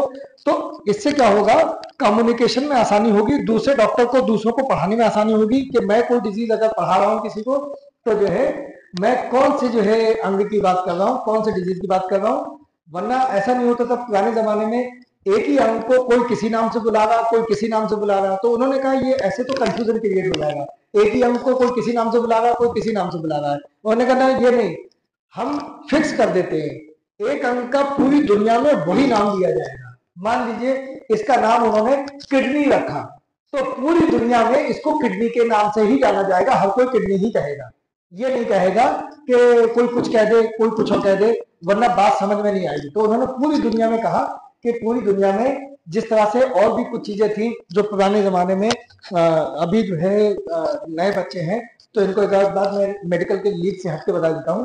पुराने जमाने में जैसे तौलने के सिस्टम हुआ करते थे, बहुत डिफरेंट डिफरेंट हुआ करते थे, कहीं पर तोला चलता था, कहीं पर पसेरी चलता था, कहीं पर जो है वो 5 किलो को धड़ी कहते हैं, ठीक है। तो ये सब जो है सिस्टम थे, कहीं कुछ बोला जाता था। तो वहां जब एक दूसरे से जगह जाते थे बड़ा कंफ्यूजन होता था कि वो कहता था हम इतने लेके आए, वो कहता था हम इतने लेके आए। तब फिर जो है दुनिया भर में ये स्टैंडर्ड सिस्टम आए जैसे अब आप किलो में लेते हो, कोई भी चीज किलो में लेते हो, ग्राम में लेते हो, ग्राम, तो ये किलो और ग्राम ये सब जो है स्टैंडर्ड सिस्टम बनाए गए ताकि कहीं कंफ्यूजन ना हो। ऐसे नापने का पुराने जमाने में कोई इसको जो है इससे नाप लेता था कि 3 बालिश हो गया, ठीक है, कोई कुछ किसी चीज से नापता था, कोई कोई अपने कोहनी से नाप देता था ऐसे करके। तो ये सिस्टम पुराने सिस्टम थे, ये लोकल थे। मान लीजिए मेरी बालिश कितनी लंबी है, किसी की छोटी हो सकती है, मेरी 3 आ रही है, किसी की, तो उन्होंने कहा, ये तो मैंने कहा कि ये डेस्क जो है मेरी 3 बालिश थे, किसी का छोटी हो सकती है, उसने कहा नहीं मेरी तो 4 बालिश थे, ठीक है, तो ये कंफ्यूजन हो जाता था। हमने कहा था 3 बालिश की इमेज बना देना, अब जो मिस्त्री बनाने वाला था उसकी बालिश छोटी थी, उसने जो है नहीं बना दी, उसकी छोटी थी, ठीक है, तो ये बहुत कंफ्यूजन होता था। तो स्टैंडर्ड कुछ ना कुछ आपको बनाना पड़ेगा, तब उन्होंने सिस्टम लाए, स्टैंडर्ड सिस्टम ऑफ मेजरमेंट। उसमें जैसे आपको सेंटीमीटर, मीटर और मिलीमीटर ये सब पूरी दुनिया में स्टैंडर्ड कर दिया गया कि यानी जो मीटर होगा वो इतना ही लंबा होगा, चाहे मिस्त्री के पास हो, चाहे डॉक्टर के पास हो, इंजीनियर के पास हो या किसी के पास हो, ये बिल्कुल फिक्स होगा, इतना ही बड़ा होगा। तो एक स्टैंडर्ड क्रिएट कर दिया जाता है। अब से ये बहुत लंबी जमाने की बातें नहीं है, ये अभी तुम लोग बच्चे हो, तुम्हारी पैदाइश के टाइम पे ये सब सिस्टम चलते थे। मैं जो बता रहा हूँ, अब जो है नई जनरेशन में तो स्टैंडर्ड बनाना पड़ता है। तो इन लोगों ने इसके पहले ऑर्गन के सबके नाम रख दो, नाम रख दो कि ये क्या है, ये क्या है, ये क्या है, ये क्या है। अगर बात चले आपस में तो पता होना चाहिए, इसकी बात चल रही तो ये है क्या, इसकी बात चल रही तो है ये क्या, इसकी बात चल रही है तो ये है क्या, ठीक है। इनका सबका पहले नामकरण कर दो, और पहले साल में सबसे पहले नाम रखवा दो। जब पहले साल में जब हम लोगों को नाम रटवा दिया जाता है, उसके बाद जो है 1 साल पूरा इसी में खत्म कर दिया जाता है, पूरी बॉडी का नाम रटवाया जाता है।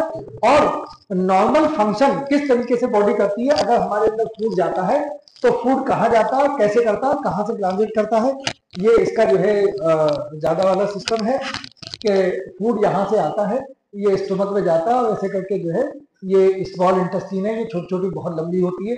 तकरीबन ये जो है स्मॉल इंटेस्टाइन यहाँ से 6 मीटर होती है, कितनी, 6 मीटर, 6 मीटर, ये ऐसे गुच्छा बना दिया गया इस वजह से ये आ नहीं पाते 6 मीटर। फिर स्मॉल इसलिए बोलते हैं कि इसकी जो है जो ल्यूमन है ये स्मॉल है, लंबी बहुत है, लंबी में तो इससे भी लंबी है मोटी वाली से, ठीक है। जो ये वाली है ये इसका नाम है लार्ज इंटेस्टाइन, ये वाली, इसका लार्ज इसलिए है कि इसका जो है अंदर का दायरा लार्ज है, बड़ा है। इसको स्मॉल इसलिए बोला जाए, ये इसका अंदर का छेद स्मॉल है, तो इसको स्मॉल इंटेस्टाइन बोलते हैं। कहने को वैसे लंबाई में उस वाली से लंबी है, ठीक। तो फूड हमारा यहाँ से जाता है, ऐसे करके एब्जॉर्ब होता हुआ चलता है, यहाँ से लार्ज इंटेस्टाइन में जाता है, लार्ज इंटेस्टाइन से ऐसे होते हुए और लास्ट में होते हुए अल्टीमेटली बाहर आ जाता है। इसमें आप कहीं देखें कहीं पर छेद नहीं होता है, ये तो सिर्फ काट के दिखाने के लिए बनाया गया है, वैसे जो है अदरवाइज इसमें कहीं छेद नहीं होता, ये भी काट के दिखाने के लिए बताया गया है कि ये इसका फूड जो है इधर को ट्रांसफर होता है, ये काट के एक लेयर हटा दी गई है, अदरवाइज इसमें कहीं छेद नहीं होता, एक तरफ से जो है खाना आता है। तो ये पहले आपको पहले साल में हम लोगों को ये बता दिया जाता है कि पहले खाना आपके जाएगा, तो जाएगा कहाँ, यहाँ जाएगा खाना, यहाँ से इसको खाने को पचाने के लिए ये खुद हर ऑर्गन अपना अपना काम जो है अलग अलग तरीके से करता है। ये सबसे मजबूत ऑर्गन जो है स्टोमक कहलाता है, ये बड़ा, ये सबसे मजबूत, इसके दीवार भी बड़ी मोटी होती है। तो चूंकि जब पहले हम लोग खाना लेते हैं अंदर, तो सबसे पहले खाना सबसे मजबूत वाले अंग को मिलना चाहिए, इसको चबाना होता है, ये कॉन्ट्रैक्ट करता है बीच बीच में, उसको लॉक टॉक करता है पूरे खाने को स्मॉल स्मॉल पीसेस में। वैसे तो सबसे पहले काम हमारे मुंह से शुरू हो जाता है, मुंह हमारे जो है निवाले को तोड़ता है और निवाले को छोटे छोटे पीस कर देता है।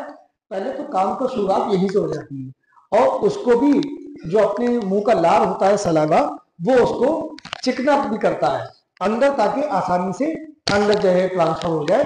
तो काम तो यहीं से शुरू हो जाता है। इसके बाद जो छोटे छोटे पीस हो गए, उसको फिर ये मरोड़ता है, इसमें जो है मरोड़ आती है, और ये अपने हिसाब से तोड़ के जब थोड़ा और बारीक हो जाता है, इसमें जूसेस मिल जाते हैं, पतला हो जाता है, तो ये आगे को बढ़ना शुरू हो जाता है खाना। फिर जहां जहां जो जिस इंटेस्टाइन का काम है वो अपना अपना काम करती रहती है, कुछ और जो है इसमें एंजाइम्स वगैरह मिलते रहते हैं। यहाँ पर इसमें एक इसके अपने एंजाइम का इस सिस्टम को मैं बड़े पे दिखा देता हूँ इसको। ये जो सिस्टम बना हुआ है, ये ग्रीन ग्रीन जो है, ये ग्रीन, ये पित्त है जिसको गॉल ब्लैडर बोलते हैं, तो इसको हमने बड़ा करके यहाँ दिखा दिया उसी सिस्टम को। ये ग्रीन वाला पित्त था, इसकी नाली है और ये आके जो है यहाँ पर जो है देता। एक ये मैदे के पीछे एक अंग होता है पैंक्रियाज, ये भी अपने डाइजेस्टिव एंजाइम्स जो है प्रोड्यूस करता है। डाइजेस्टिव एंजाइम्स इसके अपने होते हैं और इसके होते हैं, और कुछ डाइजेस्टिव एंजाइम जो है यहाँ से आते हैं, जूस, डाइजेस्टिव जूस। तो ये जूस जो है जब लीवर में बनता है तो इसका अगर छोटा वाले में यहाँ देखेंगे, यहाँ से इस नाली में आता है ये नाली में। इसका बड़े में आप देखेंगे तो खाना हजम करने के लिए लीवर से डाइजेस्टिव जूसेस बनते हैं, बाइल जैसे बोलते हैं, ये यहाँ से आता है और यहाँ इस नाली के साथ मिलके इसके भी जूसेस मिल जाते हैं और दोनों मिलके इंटेस्टाइन में ट्रांसफर हो जाते हैं। तो इधर से फूड आ रहा है, इधर से इस फूड में ये डाइजेस्टिव जूस मिलता चला जा रहा है, मिल गया, और यहाँ से आगे चल के ये अपना काम कर रहा है, वो अपना डाइजेशन यहाँ से स्टार्ट हो गया।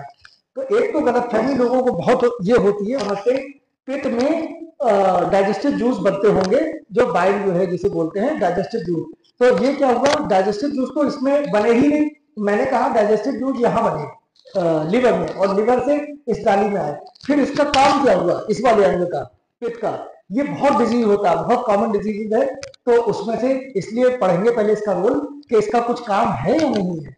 तो इसका काम ये है कि अगर आपने खाना हैवी डाइट नहीं लिया और यहाँ पर जरूरत नहीं है, तो ये यहाँ पर एक जो है बिल्कुल हमारे जैसे नीचे एनल ओपनिंग होती है, हमें जब हाजत होती है तभी हम जो है रास्ता खुलता है, वरना दरवाजा क्लोज रहता है।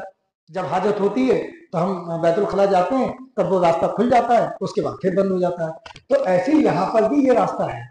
ये रास्ता यहाँ पर जब अगर हम भूखे पेट हैं तो हमें जूस की जरूरत ही नहीं है, डाइजेस्टिव जूस की।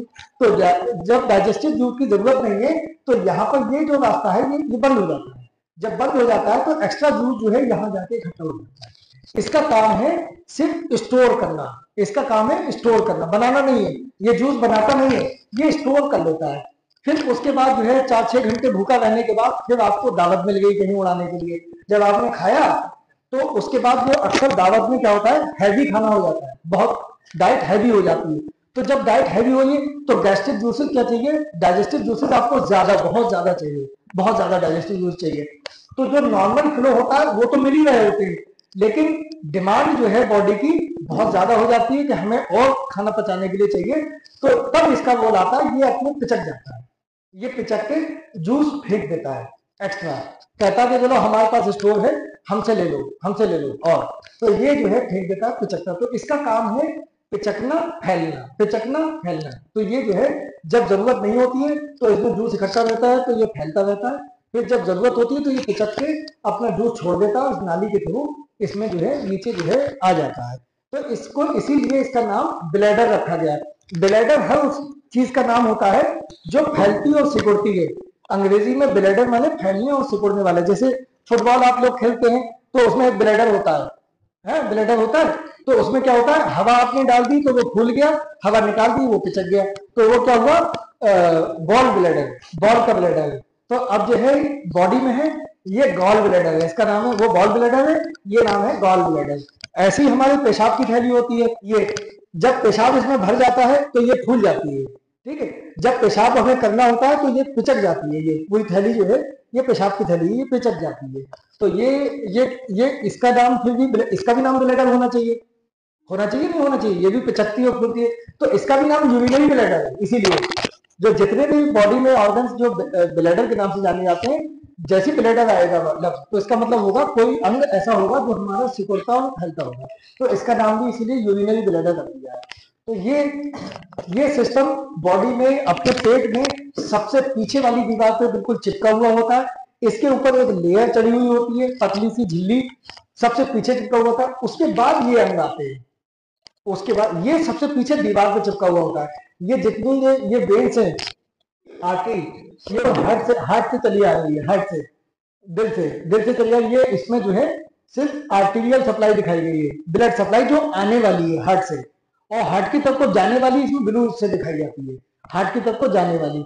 तो ऐसी किडनी में हर अंग में क्या होगा, एक तो सप्लाई होगी लाने वाली जो ताजा खून लेके आती है, और एक सप्लाई होती है जो गंदा खून लेके जाती है हार्ट की तरफ को।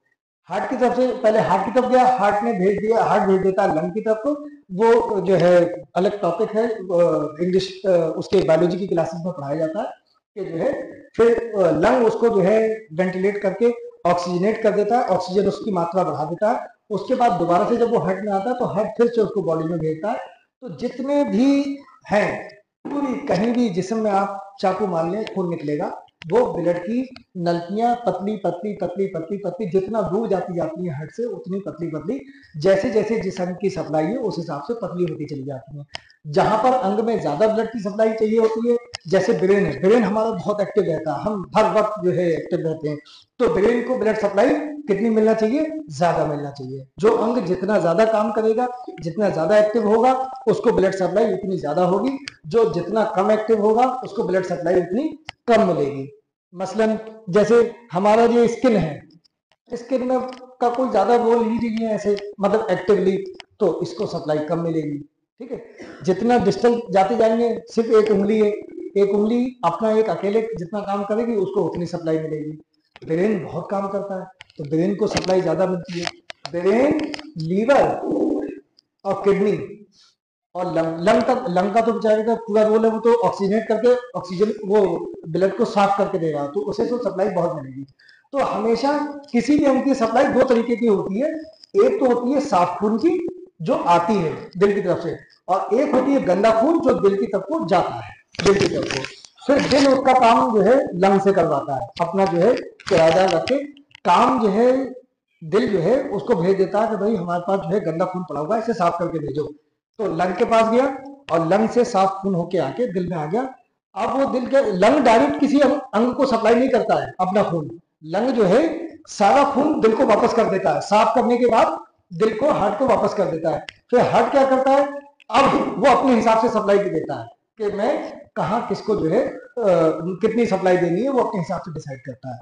तो ये हमारा जो है पीछे का सिस्टम है। और उसके बाद ये सिस्टम है, इसको थोड़ा सा छोटा करके बड़ा करके देखेंगे तो ये और बड़ा हो जाएगा, और अलग अलग करके दिखा दिया है। इसमें भी हालांकि एक दो चीजें इन्होंने हटा दी हैं ताकि पब्लिक अवेयरनेस हो, वरना फिर वो एक इसमें जो है चर्बी होती है स्टमक पे लगी हुई। आपने कुर्बानी के टाइम पे देखा होगा बकरे में एक लंबी सी एक चादर टाइप की एक चर्बी होती है, तो वो अपने जो है ह्यूमन बीइंग में भी होती है, इस पे स्टमक से लटक रही होती है, वो यहाँ से और इससे ऐसे करके लटक रही होती है चर्बी। तो वो इसमें हटा दी गई है दिखाने समझाने के लिए, ताकि इसमें जो है पर्दा न लगे। इसकी जो मैं डिजीजेस की बात कर रहा था, तो अब चूंकि गॉलब्लैडर की हम बात कर रहे थे, इसी की डिजीज की बात करते हैं, बहुत कॉमन डिजीज है, इसमें स्टोन पैदा हो जाते हैं इस अंग में। काम आपने समझ लिया कि मतलब जो है इसका काम क्या है, सिर्फ ये स्टोर रूम का काम करता है। तो इसमें जो है स्टोन हो जाते हैं। तो स्टोन जो है के अपनी अपनी प्रॉब्लम्स हैं, किसी को पेन होता है, किसी को कुछ नहीं होता, पड़े रहते हैं, बहुत दिनों तक पड़े रहते हैं, पता नहीं कब पेन करेंगे। स्टोन छोटे हो सकते हैं, बड़े हो सकते हैं, एक किसी को सिंगल स्टोन हो सकता है, किसी को मल्टीपल स्टोन हो सकते हैं, बहुत सारे हो सकते हैं, किसी को अनगिनत हो सकते हैं, हजारों हो सकते हैं एक तक में। ठीक है, तो ये कुछ नहीं है कि उनको एक स्टोन है, उनको मल्टीपल स्टोन्स हैं। तो स्टोन्स कितने भी बन सकते हैं, वो अलग अलग तरीके से उसकी जो है ये बहुत कॉम्प्लिकेटेड प्रोसेस है कि स्टोन्स बनते कैसे हैं। अब स्टोन जब बना तो स्टोन की प्रॉब्लम क्या है, उसको निकालना क्यों है, मतलब जो है पड़ा है पड़ा रहने दो, वैसे तो मतलब कहना चाहिए पड़ा है तो पड़ा रहने दो, नहीं, नुकसान करता है, पड़े पड़े नुकसान करता है। जब स्टोन बन गया उसके बाद इसका जो है काम है, जो अगर बड़ा स्टोन है तो ये जाके यहाँ फंस जाएगा, पहला काम। जैसे ही यहाँ फंसेगा तो पित्त का आना जाना हो जाएगा बंद। जैसे ही बंद होगा, इसमें एक तो यहाँ से पित्त स्टोर रूम का काम नहीं करेगा, ये बंद हो गया, क्योंकि जब यहाँ से कुछ जाएगा ही नहीं तो इसका काम ही खत्म हो गया। प्लस इसमें इसकी वॉल जो है कुछ अपना भी सेक्रेशन करती रहती है, 20 ml per day, 20 ml per day. 20 ml मतलब जो है आप समझ लीजिए 10 ml की एक बड़ी सिरिंज आती है, इसमें अगर पानी अंदर भरें खोखला करके तो तकरीबन 10 ml आ जाएगा। तो इसका डबल 20 ml पर डे ये अपना भी पानी बनाता है। तो ये क्या करेगा, जब ये रास्ता ब्लॉक हो जाएगा तो ये 20 ml पर डे जो बनता रहेगा तो ये पित्त में फूटता रहेगा, इसको निकलने की जगह ही नहीं मिलेगी। जब इसको जगह नहीं मिलेगी तो ये एक लिमिट है, जैसे बॉल में आप हवा डाल रहे हैं तो हवा डालने की भी एक लिमिट है। जब आप डालते रहेंगे तो अल्टीमेटली क्या होगा, ब्लास्ट, अल्टीमेटली क्या होगा, ब्लास्ट होगा। ठीक है, बॉल फट जाएगी। तो ऐसी जो है इसमें जो है ये अल्टीमेटली इतना ज्यादा स्ट्रेचिंग हो जाती है, तो कोई भी बॉडी का अंग जब आप खींचोगे लिमिट से ज्यादा, तो जो है एक नॉर्मल हाथ पकड़ के खींच रहे ठीक है, जब जरूरत से ज्यादा खींचेगा तो उसमें हो जाएगा फिर पेन। ठीक है, जब पेन शुरू होता है तो बहुत सीवियर पेन होता है। दूसरी बात, बॉल कई बार जो है ये इसकी बॉल जो है गल जाती है और गल के जो है सड़ भी जाती है। तो इसलिए ये एक कॉम्प्लिकेशन हुआ कि स्टोन अगर यहाँ फंस गया, एक कॉम्प्लिकेशन। दूसरा कॉम्प्लिकेशन ये हुआ, ये स्टोन यहाँ प्रेशर डाल देता है, तो प्रेशर दबाव डालता है, ज्यादा बड़ा स्टोन होता रहता है, तो ये स्टोन, यही स्टोन इस पर दबाव डाल देता है, तो नाली की रुकावट कर देता है। तो यहाँ पर जो फिर नीचे जाना होता था तो वो नीचे नहीं जा पाता है, दूसरा प्रॉब्लम। ठीक, तीसरा प्रॉब्लम, छोटा स्टोन है यहाँ से निकल के इसमें आ जाता है। अगर छोटा स्टोन है तो कई बार धक्के में निकल के यहाँ आ जाता है और यहाँ आके रुक जाता है, तो उसको तब भी पीलिया कर देगा, क्योंकि ये यहाँ से जब जाएगा नहीं फिर, तो फिर जो है उसका काम है, नाले का काम है बहते रहना। जब नाला रुकेगा तो नाला सड़ेगा, बदबू पैदा होगी, कोई भी कोई प्रॉब्लम। तो नेचुरल प्रोसेस जो भी बॉडी में पहले से चल रहा है, जब आपने उसको डिस्टर्ब करने की कोशिश की, उस प्रोसेस को कोई भी आदमी डिस्टर्बेंस करेगा तो उसको बॉडी को प्रॉब्लम होगी। ठीक है, तो नेचुरल प्रोसेस चल रहा था, ठीक चल रहा था, सब डाली बढ़िया चल रही थी, जब तक डाला अच्छा चल रहा था। किसी ने रोड़ा डाल दिया, अब रोड़ा डाल दिया या कहीं से आ गया, उसके बाद वो रुकावट होगी, तो यहाँ पर उसको जो है बहुत सीवियर पेन होगा। प्लस अगर वो स्टोन यहाँ फंस गया और ये नाली भी बंद हो गई इसकी, ये भी एक अंग है पैंक्रियाज, ये यहाँ इसमें छोटा सा दिखाया गया है, इसमें इसके पीछे जाता है, पीछे तक जाता है। अगर ये भी बंद हो गई नाली, तो ये पैंक्रियाज है इस अंग का नाम, ये भी गैस्ट्रिक जूसेस फेंकता है। तो एक तो उसका हाजमा बिगड़ने लगेगा, क्योंकि ये यहाँ पर आ जाएगा, तो उसके गैस्ट्रिक जूसेस जो हाजमे वाले थे, एंजाइम्स वगैरह जाना बंद हो जाएंगे। अक्सर मरीज आके शिकायत करते हैं कि हमारा हाजमा ठीक नहीं रहता है, ठीक नहीं रहता है। वो इसलिए क्योंकि उनको जो जितनी अमाउंट में रिक्वायरमेंट होती है वो मिल नहीं पाती है, और सीवियर पेन कभी कभी इस अंग में इतनी ज्यादा सूजन हो जाती है, बहुत सीवियर पेन होता है बीच में। इसकी अलामतें हम लोगों को पढ़ा दी जाती हैं कि किस अंग का पेन किधर होगा और किस तरफ को जाएगा, किस अंग का पेन किधर होगा और किधर को जाएगा। पुराने जमाने में जब जांचें बहुत ज्यादा नहीं हुआ करती थी, तो हम लोग जो है मरीज की शिकायत से समझते थे कि इसको फला अंग का पेन लग रहा है और ऐसे लगना। जैसे एक मिसाल के तौर पर इसी अंग के पेन की अगर मैं बात करूं, गालब्लैडर में जिसको पेन होता है, तो गालब्लैडर का पेन, ये गालब्लैडर देखिए, अगर आप बॉडी अगर आप बनाएंगे तो ये आपकी जो है बॉडी बन गई ऐसे करके। ठीक है, तो ये राइट साइड में अपर यहाँ पर हुआ, यहाँ हुआ गालब्लैडर, तो जाहिर सी बात है जब इसमें पेन होगा तो यहाँ तो होगा ही होगा यहाँ पर। और यहाँ के अलावा इसकी एक खास पहचान है, ये अक्सर पीछे को जाता है, पीछे को जाता है। तो इससे अगर कोई मरीज हमें आके बताता है डॉक्टर साहब हमें यहाँ पेन होता है और पीछे को जाता है ऐसे करके, तो हम उससे समझ जाते हैं कि इसका मतलब इसके पेट की थैली में कोई प्रॉब्लम है, जो इसको यहाँ पेन होता है और यहाँ पर जाता है, टिपिकली मरीज बताता है। और अक्सर जो है होता क्या है, मरीज ने खाना खाया, कहीं दावत उड़ाई रात को 12 बजे, दावत में हमेशा अक्सर लोग जो है थोड़ा सा ज्यादा ही खाते हैं। जब ज्यादा खाते हैं तो पित्त की रिक्वायरमेंट ज्यादा हो जाएगी, जाहिर सी बात है पित्त की रिक्वायरमेंट, जैसी पित्त की रिक्वायरमेंट ज्यादा होगी तो एकदम से ये पिचकता है, एकदम से पिचकता है ज्यादा पित्त फेंकने के लिए। तो जो स्टोन यहाँ पहले फ्लोट कर रहा होता है तो वो यहाँ जाता है, और जब यहाँ जाता है तो उसको पित्त निकल नहीं पाता, वो निकालने की कोशिश करता है, वो निकल नहीं पाता है, बार बार निकालने की कोशिश करता है।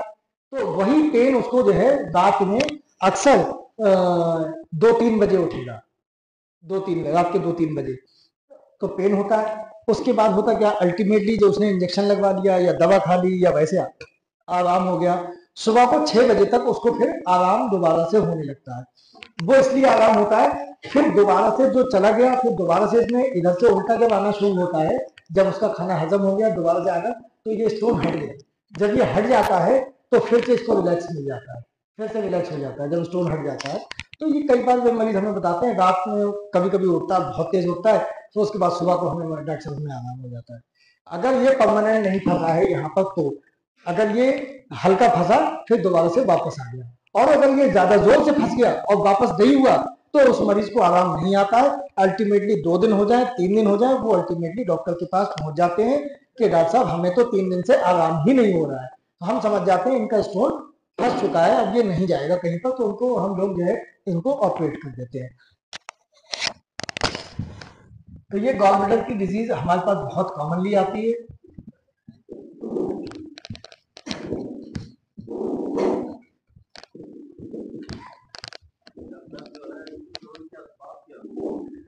असबाब इसका बहुत मैटर कॉम्प्लिकेटेड है। स्टोन के कुछ का पित्त जो है गाढ़ा होता है, गाढ़ा होता है। इसमें पित्त में बहुत सारी चीजें होती हैं, 3-4 चीजें मिली हुई होती हैं। सबसे पहले 97% तो इसमें पानी होता है, फिर बाइल सॉल्ट्स होते हैं, बाइल पिगमेंट्स होते हैं, तमाम तरीके की चीजें होती हैं। तो इनका एक रेशो मिला हुआ होता है, एक कॉमन रेशो होना चाहिए कि इतना पानी होगा, इतना ये होगा, इतना ये होगा। जैसे ही वो रेशो बिगड़ता है तो तभी जो है पित्त में जो है, या किसी भी देखिए बहती हुई नदी कभी गंदी नहीं होती है, वो सॉरी बहती हुई नदी, रुकी हुई नदी गंदी होती है, झील, क्योंकि वो रुकी हुई है। तो इसमें जो स्टोन बनने के कारण है वो ये है कि या तो उसके सिस्टम बिगड़ जाए, जैसे पानी 97% होना चाहिए, पानी कम रह गया, उसमें बाइल साल्ट ज्यादा हो गए, वो गंदगी ज्यादा हो गई, इकट्ठी हो गई। इकट्ठी होने के बाद वो ये कभी कभी क्या हुआ कि पित्त को जितना काम करना चाहिए उसको बॉडी को अपना काम नहीं करने मिल रहा है। प्रेगनेंसी वगैरह में या कुछ मेडिसिन ऐसी हैं जो पित्त का काम हल्का कर देती हैं। प्रेगनेंसी जब कोई हामिला औरत होती है तो उसका पित्त कम सिकुड़ता है। तो ऐसी सिचुएशन में क्या होता है, जितना फंक्शन, एक तो कभी कहते हैं बॉडी से उतना जितना काम की जरूरत है, बॉडी को बहुत ज्यादा बेकार भी नहीं पड़े रहने देना चाहिए, उसे काम लेते रहना चाहिए, ठीक है। तो कभी कभी स्ट्रेसिस में ऐसा हो जाता है। तो बड़ा इसका स्टोन फॉर्मेशन का सिस्टम बड़ा कॉम्प्लिकेटेड है कि कैसे बन जाता है। हाँ, अमूमन हम ये कह सकते हैं किन लोगों में ज्यादा कॉमन होता है, फीमेल्स में ज्यादा कॉमन होता है, और वो भी जो है जो जिनके बच्चे ज्यादा होते हैं, क्योंकि जितनी ज्यादा प्रेगनेंसी होंगी उतनी ज्यादा उसमें पेट ने कम काम किया होगा। या इसका एक जो है एग्जाम्पल देते हैं, 40 के आसपास फीमेल्स होती हैं, फीमेल होती हैं 40 के आसपास होती हैं, फर्टाइल होती हैं, फर्टाइल का मतलब ज्यादा जिन्होंने बच्चे बने हो, और अक्सर गोरी औरतों को ज्यादा होता है, ठीक है। काली और मतलब जैसे जो सांवली होते हैं उनको थोड़ा सा रिलेटिवली कम होता है।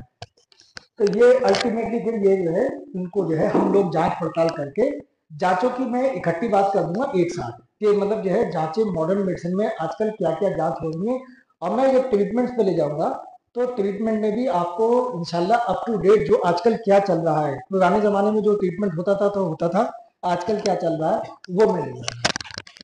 ये एक इसकी डिजीज हो गई पित्त की थैली की। इसके अलावा जो कॉमन डिजीज हमारे पास आती है, ये एक अपेंडिक्स होता है। ये मोटी आंत में लगी हुई छोटी सी आंत होती है, इतना सा टुकड़ा ऐसे बंद, इधर से बंद है, ये अपेंडिक्स कहलाता है। ये जो पीछे के जो लोग हैं उनको नहीं दिख रहा है तो वो समझ लें। ये ये छोटी आंत यहाँ पर मिलती है आके मोटी आंत में, मोटी आंत के बगल से जो है एक छोटा सा ये यहाँ पर लगा हुआ होता है अपेंडिक्स। इसमें कभी कभी प्रॉब्लम हो जाती है, सूजन हो जाती है, पस पड़ जाता है। होता क्या है कि नॉर्मली जो हमारा जो कंटेंट जो आ रहे हैं यहाँ पर, तो ये मोटी आंत में थोड़ा सा हार्ड होना शुरू हो जाता है, फीसेस जो जब तक छोटी आंत में रहते हैं तो जब तक लिक्विड ज्यादा होता है, वहां से जो खाने का जो सिस्टम ऊपर से चला तो लिक्विड ज्यादा है। जब ये मोटी आंत में होता है तो यहाँ पर हमारे स्टूल गाढ़ा होना शुरू हो जाता है, यहाँ से गाढ़ा होना शुरू हो जाता है, और यहाँ जाते जाते जाते जाते यहाँ पर जो है बहुत अच्छा स्टूल हमारा गाढ़ा हो चुका होता है। तो जब ये गाढ़ा स्टूल होता है तो वैसे तो इसका सुराग जो है नॉर्मली ये इसकी ऐसे करके होता है, ऐसे करके नॉर्मली इसका सुराग इतना पतला होता है कि इसमें जो है कोई भी स्टूल कंटेंट इसमें जाते नहीं है। इसकी अपने जो जो ये अपना सेक्रेट करता है वो इधर से इधर तो आ जाता है, लेकिन इधर से इस साइड से इधर नहीं जाता है, ठीक है। नॉर्मली ये अंग कहते हैं कि किसी जमाने में किसी काम का रहा होगा, अब किसी काम का नहीं है, बस पड़ा हुआ है, खाली थोड़े से सक्रीशन देता है। तो कभी कभी इसका मुंह फैल जाता है, और मुंह फैलने के साथ साथ इसमें क्या होता है कि स्टूल आ जाता है। ये यहाँ पर स्टूल घुस गया, इसने रास्ते को ब्लॉक कर दिया। ये रास्ते को ब्लॉक कर देता है तो यहाँ पर जो सक्रीशन होते हैं, ये जो इनका जो अपना बॉडी फ्लूइड बनाती है, वो फ्लूइड रास्ता ब्लॉक होने की वजह से यहाँ पर इसमें नहीं आ पाता है। इसमें एक बार आ जाए फिर तो बहुत जगह है, फिर तो जगह ही जगह है, फिर तो जो है वो अपनी लैट्रिन के साथ वो निकल जाएगा।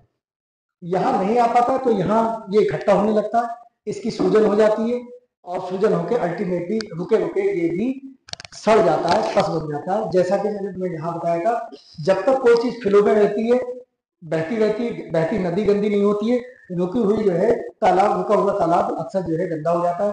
जब ये रुका रहता है तो यहाँ पर ये बहुत गंदा हो जाता है, तो सड़ जाता है।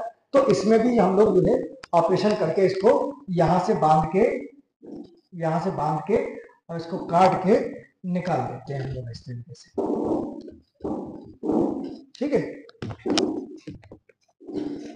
बांध इसलिए देते हैं कि अगर कोई भी यहाँ की चीज, फिर जो और चीज अगर कोई यहाँ से निकल के बॉडी में, पेट में अंदर ना फैल जाए, इसको बांधना जरूरी है। बांध के हम लोग जो है काट के निकाल देते हैं। ठीक, ये अब किसान के साथ साथ इसकी ज्यादा बीमारी बहुत आती है, इसकी आती है पेट रोग की। अगर मैं फिजिशियन वाली बीमारियों की बात करूं तो मैदे में अक्सर लोगों को इसमें बहुत जलन हो जाती है, लोग शिकायत करते हैं आंखों में जो है जलन हो गई। ये तो इसमें जो है एक गैस्ट्रिक HCl होता है, गैस्ट्रिक एसिड, इसका नाम होता है HCl, हाइड्रोक्लोरिक एसिड है। असल में केमिकल नेम इसका होता है हाइड्रोक्लोरिक एसिड, जिसको कि गैस्ट्रिक एसिड भी कहते हैं, या जो है मतलब जो है इसका स्टोमक का जूस कहते हैं। ये बड़ा तेज होता है, बड़ा मतलब एसिड है। तो एसिड की प्रॉपर्टी जो होती है, अगर केमिस्ट्री में पढ़ी होगी, एसिड की प्रॉपर्टी होती है बहुत सारी चीजों को गला देता है। तो ये फूड को भी गलाने का काम ही करता है, फूड को। यहाँ तक कि कभी कभी अपना खाना खाते हैं जो नॉन वेज ईटर्स होते हैं, मतलब गोश्त वगैरह खाते हैं, तो अपने गाहे बगाहे कहीं ना कहीं कोई छोटी मोटी हड्डी वड्डी चली जाती है, कभी चली गई, कभी जो मछली के शौकीन है उसका कोई कांटा चला गया, ये चला गया। ये समझ लीजिए इतना स्ट्रांग होता है, उन तक को मुलायम कर देता है। मछली के कांटे को तो गला ही देता है, ये समझ लो इतना स्ट्रांग होता है।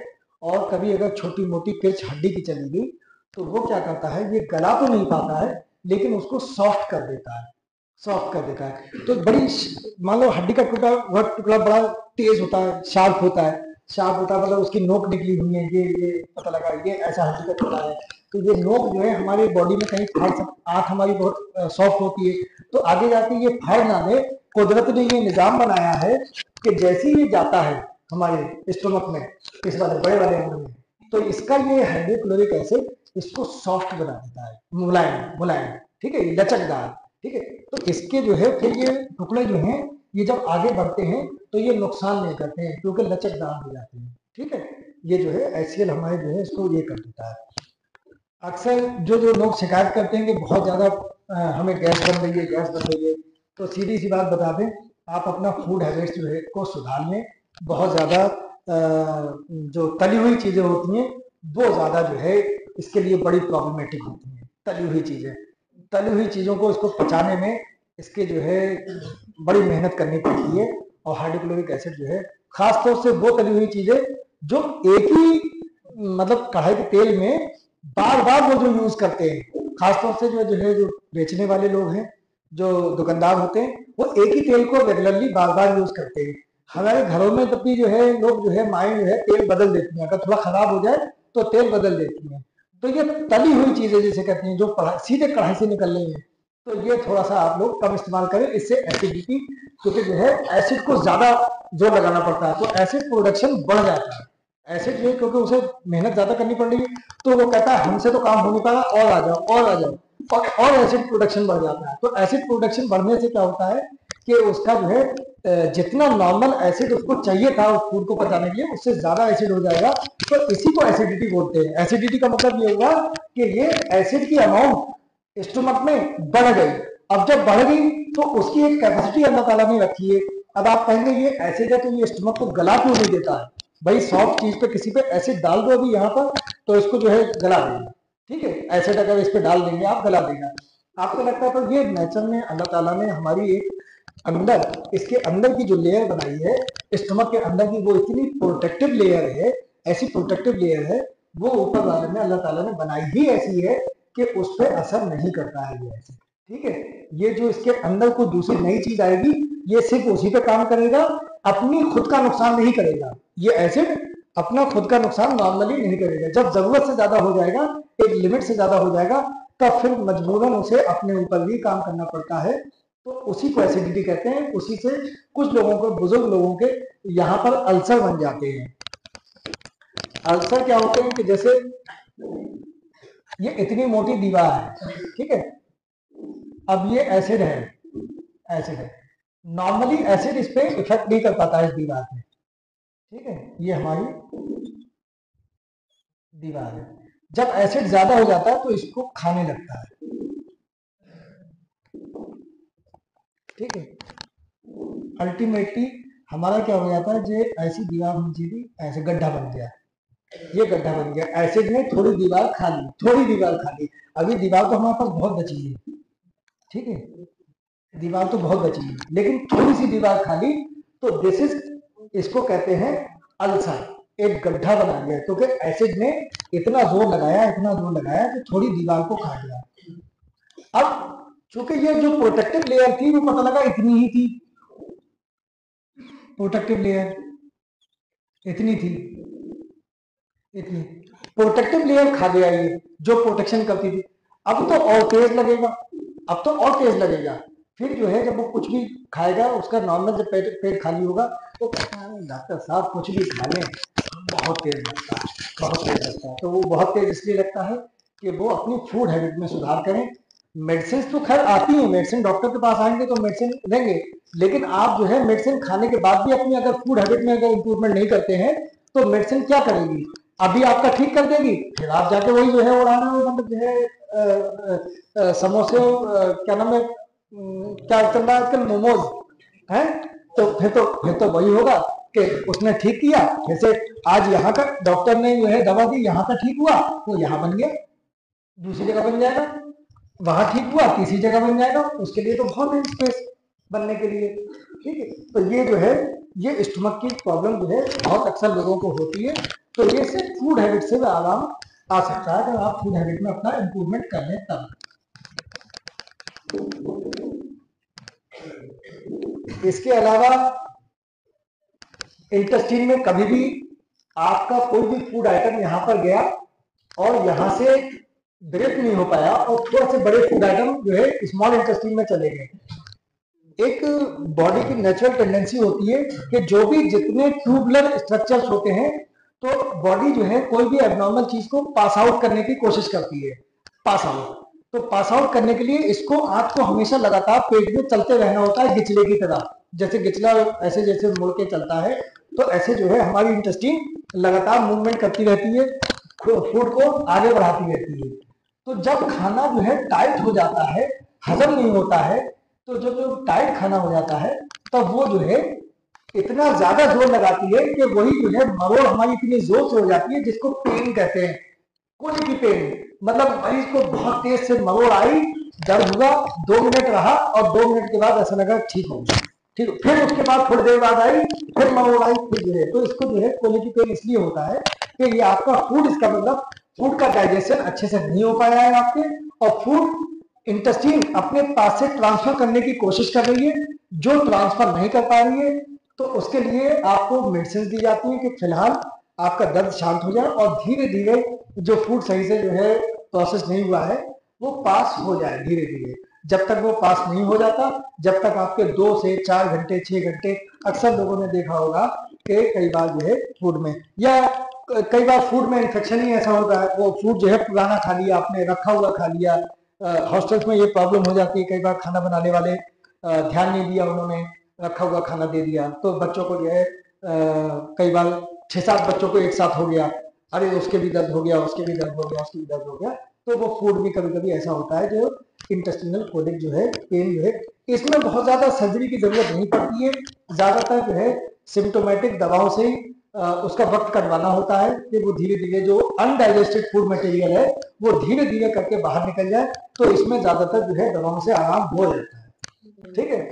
अब लार्ज इंटेस्टाइन है, तो लार्ज इंटेस्टाइन में डिजीजेस या तो कैंसर होता है, कैंसर के अलावा ये जो नीचे वाला पार्ट है, ये, इसको मैं बड़ा करके बना के दिखा देता हूं।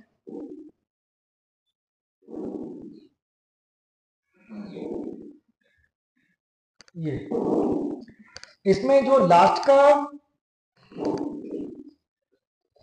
4 सेंटीमीटर लेंथ, इतना तकरीबन लेंथ को, इसको बोलते हैं एनल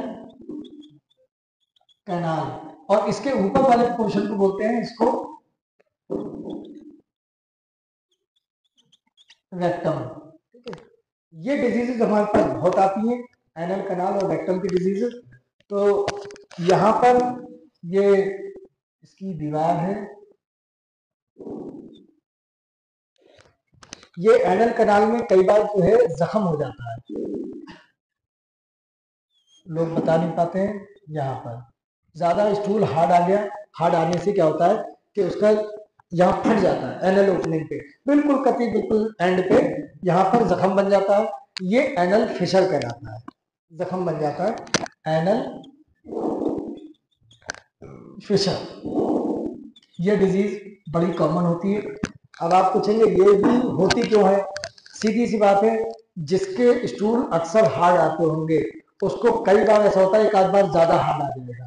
ज्यादा नॉर्मली एक हार्ड की एनल ओपनिंग की अपनी बढ़ने की कैपेसिटी है, बहुत ज्यादा हार्ड हो जाएगा तो फिर जो है वो अल्टीमेटली फट जाता है, तो वो ये फिशर कहलाता है।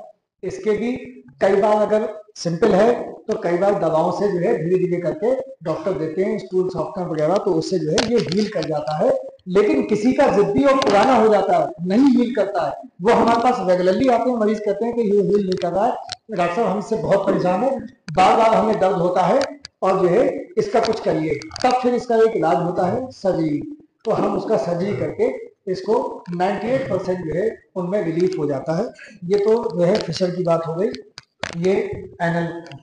इसके अलावा एक डिजीज होती है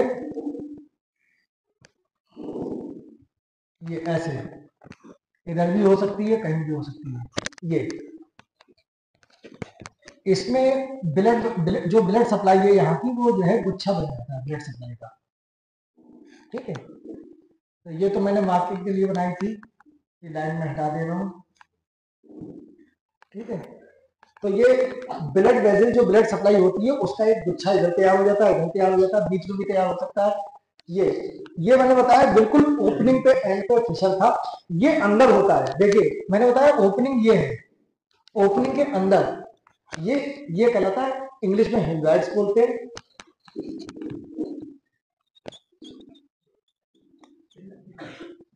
हीमोरॉइड्स, और कॉमन लैंग्वेज में इसे क्या बोलते हैं, पाइल्स भी बोलते हैं इसी को, पाइल्स।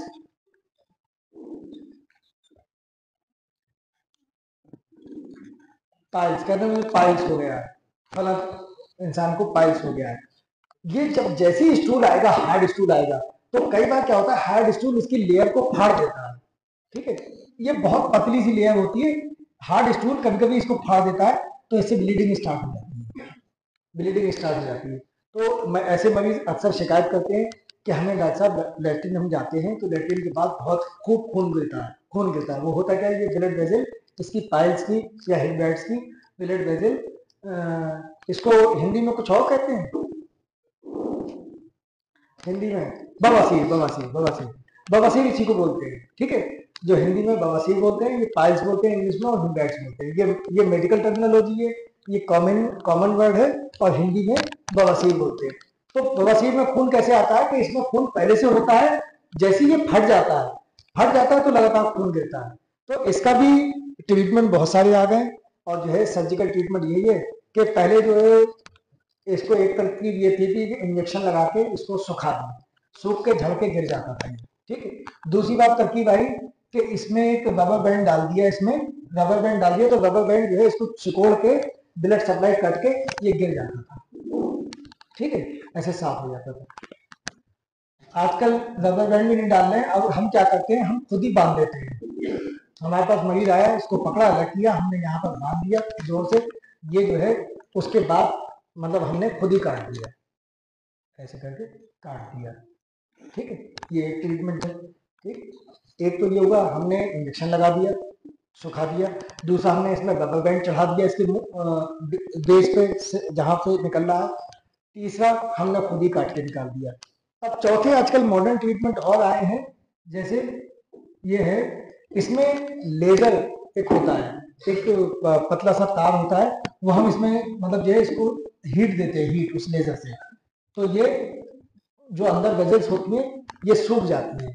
इसको हीट दिया और अंदर डाल के, इसके अंदर भी डाल के और जो है सारी वेजल्स को हीट दे दिया, तो ये सारी वेजल्स जो है सिकुड़ के सूख के चिपक जाती है। इसमें काटना नहीं पड़ता है, काट के निकालना नहीं पड़ता है। इसमें क्या होता है, जो ये जो हम काट के निकाल रहे थे, ये फिर जो है बस सिकुड़ जाता है, बस यहीं पर सिकुड़ के रह जाता है। ठीक है, तो ये ट्रीटमेंट जो है, तो आपसे आप कोई ट्रीटमेंट पूछता है तो ट्रीटमेंट जो है इसमें मल्टीपल ऑप्शंस हो गए। काट के निकाल भी सकते हैं, लेजर से भी ट्रीट कर सकते हैं, बांध सकते हैं। एक और टेक्निक आई है, उसमें जो है वो ज्यादा एडवांस है, तो उसमें यहाँ पर जो है पूरे चारों तरफ बांधते हैं, तो ये ऊपर को जैसे जो लटक रहा है ये खिंच जाता है ऊपर को, ऐसे हो जाता है, ऐसे हो जाता है, मतलब उसमें भी नहीं काटना पड़ता है। ठीक है, तो इसके 3-4 ट्रीटमेंट ऑप्शन है, ये बहुत कॉमन आता है। अब इसके बाद आता है भगंदर। भगंदर बहुत नाम सुना होगा, भगंदर क्या होता है?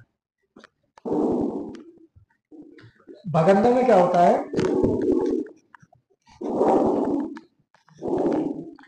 ये आपका रास्ता है,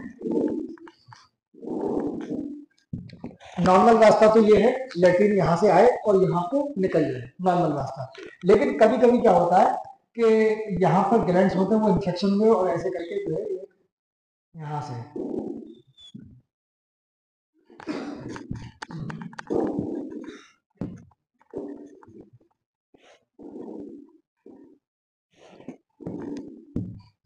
एक नॉर्मल रास्ते के अलावा एक जो है साइड में रास्ता और खुल जाता है, ये। ठीक है, एक नॉर्मल रास्ता लेट्रिन का है, इसके बगल में एक छेद और निकल के यहाँ से, तो जब लेट्रिन आती है तो जो हार्ड वाली है वो तो नीचे चली जाती है, जो सॉफ्ट वाली है वो इधर से निकल जाती है, इधर से। तो वो मरीज के बार बार इसमें इन्फेक्शन होता रहेगा, दर्द होगा, और वो अक्सर बताता है कि जो है एक डॉक्टर साहब कुछ दिन तो हमारे ये पूरा ठीक रहता है, ये होल बन गया है लेट्रिन के रास्ते के बगल में, कभी कभी उसमें से गंदी बदबू आती है, गंदी बदबू, मवाद निकलता है। तो वो मवाद कहाँ से होता है, वो कुछ नहीं होता है, लेट्रिन और इसका जो है अपनी सेक्रेशंस मिलके मवाद निकलता है, लेट्रिन के रास्ते के बगल में एक और होल हो जाता है नया, जैसे ये मैंने होल दिखाया, ये होल दिखाया। तो इसी को इसको इंग्लिश में तो जो है फिस्टुला बोलते हैं। ये बहुत कॉमन प्रॉब्लम होती है, लोग बताते नहीं है इसको, फिस्टुला बोलते हैं। ठीक है, और हिंदी में भगंदर, भगंदर, भगंदर बोलते हैं। तो इसके ट्रीटमेंट ऑप्शंस हैं, एक तो ये है कि कई बार अगर ये नीचे है, मान लो सिर्फ यहीं पर है, तो हम लोग इसको काट के इतना निकाल देते हैं। ठीक है, अगर नीचे है तो हमने काट के निकाल दिया, उसके बाद जो है वो हील कर जाता है, भर जाता है, भर जाता है और नॉर्मल रास्ता मेंटेन रहता है। अगर ये ऊपर है, बहुत ऊपर है, यहाँ जाके खुलना है, तो हम यहाँ पर इसको काट के इतना नहीं निकाल सकते। उसकी वजह ये है कि एनल हमारे लेट्रिन के चारों तरफ हमारे मसल्स होते हैं, ये मसल्स जो है इसको लेट्रिन के रास्ते को बंद करने में आसानी होती है। अगर हम ज्यादा ऊपर वाला निकालते हैं तो ये मसल कट जाता है। ठीक है, इसके लिए बहुत, अब पूछते हैं कि हर किसी का ऐसे ऑपरेशन नहीं हो सकता जिसका मैंने इसके नीचे से दिखा दिया, क्योंकि इसमें ये बच गया, इसमें ये बच गया, नहीं काटना पड़ा। इसमें हम कर रहे हैं तो इसमें क्या हो रहा है कि इसमें ये काटना पड़ जाएगा, ये भी कट जाएगा इसके साथ। जैसे ही ये कटा तो उसके बाद उसका लेट्रिन का रास्ता फ्री हो जाएगा, तो इसमें नहीं काट सकते। तो इसके लिए अब जो है मॉडर्न ट्रीटमेंट और आए हैं कि इसमें हम एक लेजर सब का ट्रीटमेंट देते हैं, तो ये इसको जो है पूरा सुखा देता है, पूरा सुखा देके रास्ते को बिल्कुल ब्लॉक कर देता है। उसमें लेजर चारों तरफ से लेजर लगते कि बिल्कुल सिकुड़ के पतला सा ऐसे हो जाता है, बंद, बंद रास्ता हो जाता है, खत्म, हील कर जाता है, उसमें कुछ काटना भी नहीं पड़ा। ये एक ट्रीटमेंट है, इसमें जो है लेजर से देते रहते हैं, वो जो है सिकुड़, पूरा रास्ता ऐसे करके धीरे धीरे लेकर के सिकुड़ के बंद हो जाता है। ये जो है ये बहुत कॉमन प्रॉब्लम है।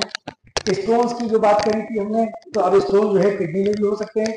किडनी में आपने देख ही लिया, कभी गूदे में स्टोन नहीं होते हैं, किडनी का सिस्टम होता है, ये किडनी का जो है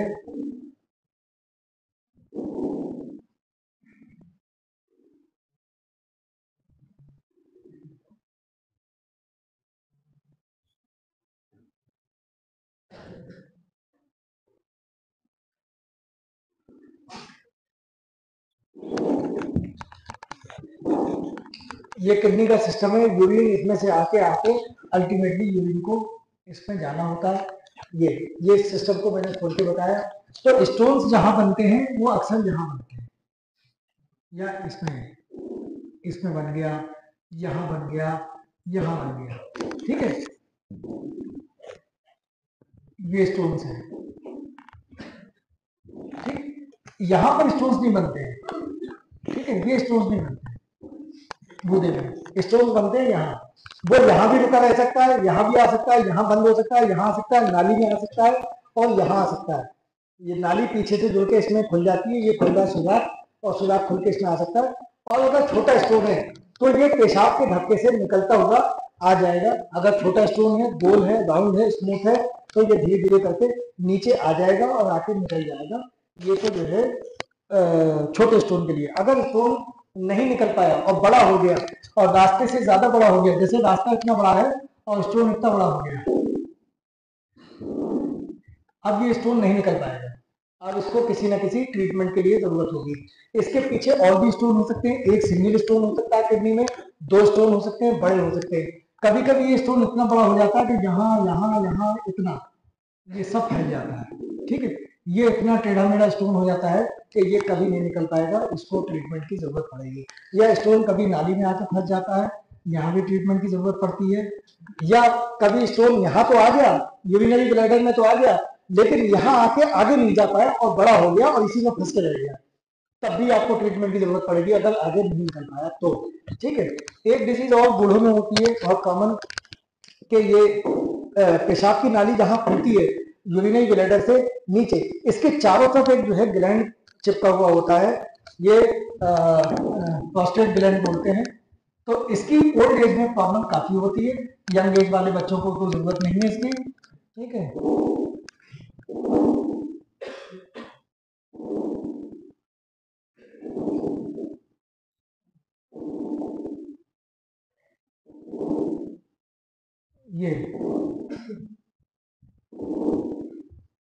ये ग्लैंड होता है पेशाब के मुंह पे, यहाँ पर चारों तरफ से लिपटा हुआ होता है, चारों तरफ ऐसे पॉली भरे हुए होता है पेशाब की नाली को, पेशाब की नाली को चारों तरफ से पॉली भरे हुए होता है। तो ये मैं काट के सामने नहीं बनाया है मैंने, सामने भी होता है ऐसे करके, ये जुड़ा हुआ है ऐसे करके, ठीक है। तो ये इतना बड़ा हो जाता है ओल्ड एज में कि ये पेशाब की नाली को दबाने लगता है, इतना बड़ा हो जाता है कि पेशाब की नाली को ही दबाने लगता है। तो पेशाब करने में दिक्कत आती है, ओल्ड एज में बहुत प्रॉब्लम होती है कि डॉक्टर साहब हमारी पेशाब ठीक से धार नहीं बनती है, हमें ठीक से पेशाब नहीं आता है। तो ये जो है इसका भी सर्जरी होती है, आजकल मॉडर्न सर्जरी, पुराने जमाने में ये होती थी, इसको ओपन सर्जरी करके पूरा निकालते थे। आजकल क्या होता है, इधर से दूरबीन जाती है और इधर से ऐसे छांट देती है, ऐसे छांट देती है, ऐसे छांट देती है, ऐसे छांट देती है, और अल्टीमेटली जो है ये बीच में जगह बन जाती है, ठीक है। मॉडर्न सर्जरी ये हो गई है, ठीक है। ऐसे खोल दिया जाता है तो फिर अब दबाव इसका कम हो जाता है, इस तरीके से निकाल दिया जाता है इसको ऑपरेशन करके, ठीक है। ट्रीटमेंट ये तो मैं इनके साथ साथ इनके ट्रीटमेंट बता दिए कॉमन डिजीज के। अब मैं बात नहीं कर रहा था, जो मॉडर्न चीजें हैं वो आपको पता होना चाहिए। जो मेरा मकसद था कि आपको ये भी बता दूं दुनिया में हो क्या रहा है। इन्वेस्टिगेशंस बहुत इंपॉर्टेंट होती हैं आजकल जो है। एक्सरे का नाम आप लोगों ने सुना होगा, एक अल्ट्रासाउंड होता है, सीटी स्कैन होता है, एमआरआई होता है, ये कॉमन इन्वेस्टिगेशन है।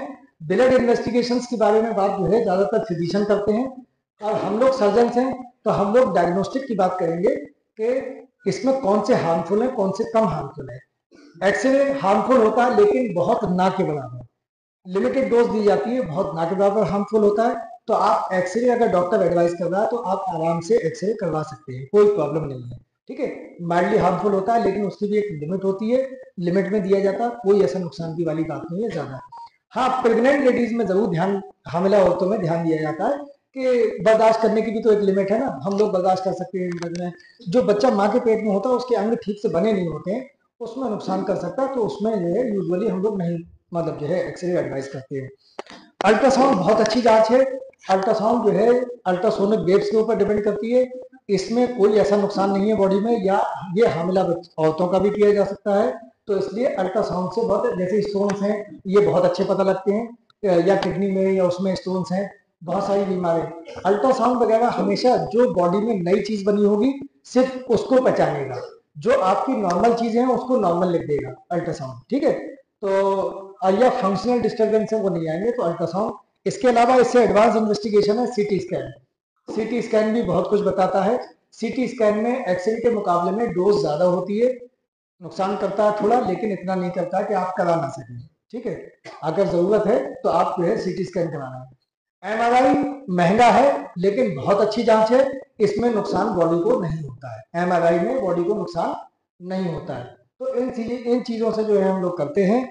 मॉडर्न सर्जरी की बात करें तो एक जो लेप्रोस्कोपिक सर्जरी है, थोड़ा सा मैं आइडिया देना चाहता हूँ। पुराने जमाने में हम सब लोग सर्जरी करते थे तो चीरा मार के अंग पे जाके और वहां पर बांध बूंद के जो भी हमें काटना होता था काट के बाकी ब्लीडिंग रोक के हम लोग सर्जरी करते थे। ये पुरानी पद्धति कहलाती थी। जो ओपन किया, चीरा लगाया, अंग देखा, मान लो हम पेट में गए, पेट में हमें ये अंग निकालना था, हमने यहाँ से बांधा, यहाँ से बांध के इसको काट के निकाल दिया, ठीक है। इसकी पथरी इसलिए भी निकाली जाती है कि पथरी जो है दोबारा से बन जाती है, इसलिए इस अंग को निकाला जा सकता है आसानी से। 125 साल से ट्रीटमेंट चल रहा है कि इस अंग को पूरा निकाल दिया जाता है, कोई नुकसान नहीं है। तो इसलिए ऐसे अंग में जिसको कोई निकालने में कोई नुकसान नहीं है। गुर्दे की पथरी में हम लोग ऐसा नहीं करते, अंग नहीं निकालते, सिर्फ पथरी निकालते हैं, क्योंकि गुर्दा बहुत काम की चीज है, गुर्दा नहीं निकालते हैं। ये सिर्फ इसमें पित्ता निकालते हैं, इसमें सिर्फ पथरी निकालते हैं। गुर्दे में अंग नहीं निकाला जाता है, तो इसमें निकाला जा सकता है। ये नाली बहुत काम की है, इस नाली के अगर निकालेंगे तो नाली निकालेंगे तो फिर कहाँ जाएगा, तो इस नाली में अगर पथरी आ गई तो सिर्फ पथरी निकाली जाती है, नाली नहीं निकाली जाती है। ये सिर्फ इतना निकाल सकते हैं आप, इसमें कोई नुकसान नहीं निकालने में, क्योंकि आपका पेट बढ़ता रहेगा और नीचे जाता रहेगा, इसलिए आदमी को कोई प्रॉब्लम नहीं होगी। मॉडल ये ओपन सर्जरी हुई कि पुराने जमाने में सब खोल के देख के और आंखों से किया जाता था। लेप्रोस्कोपिक सर्जरी आई, लेप्रोस्कोपिक सर्जरी में अब इतने बड़े बड़े चीजें नहीं लगने लगे, सिर्फ सुराख से हम लोग जो है एक जो हमारे हाथ में काम करने वाले इंस्ट्रूमेंट्स हैं वो इतने लंबे लंबे बना लिए गए।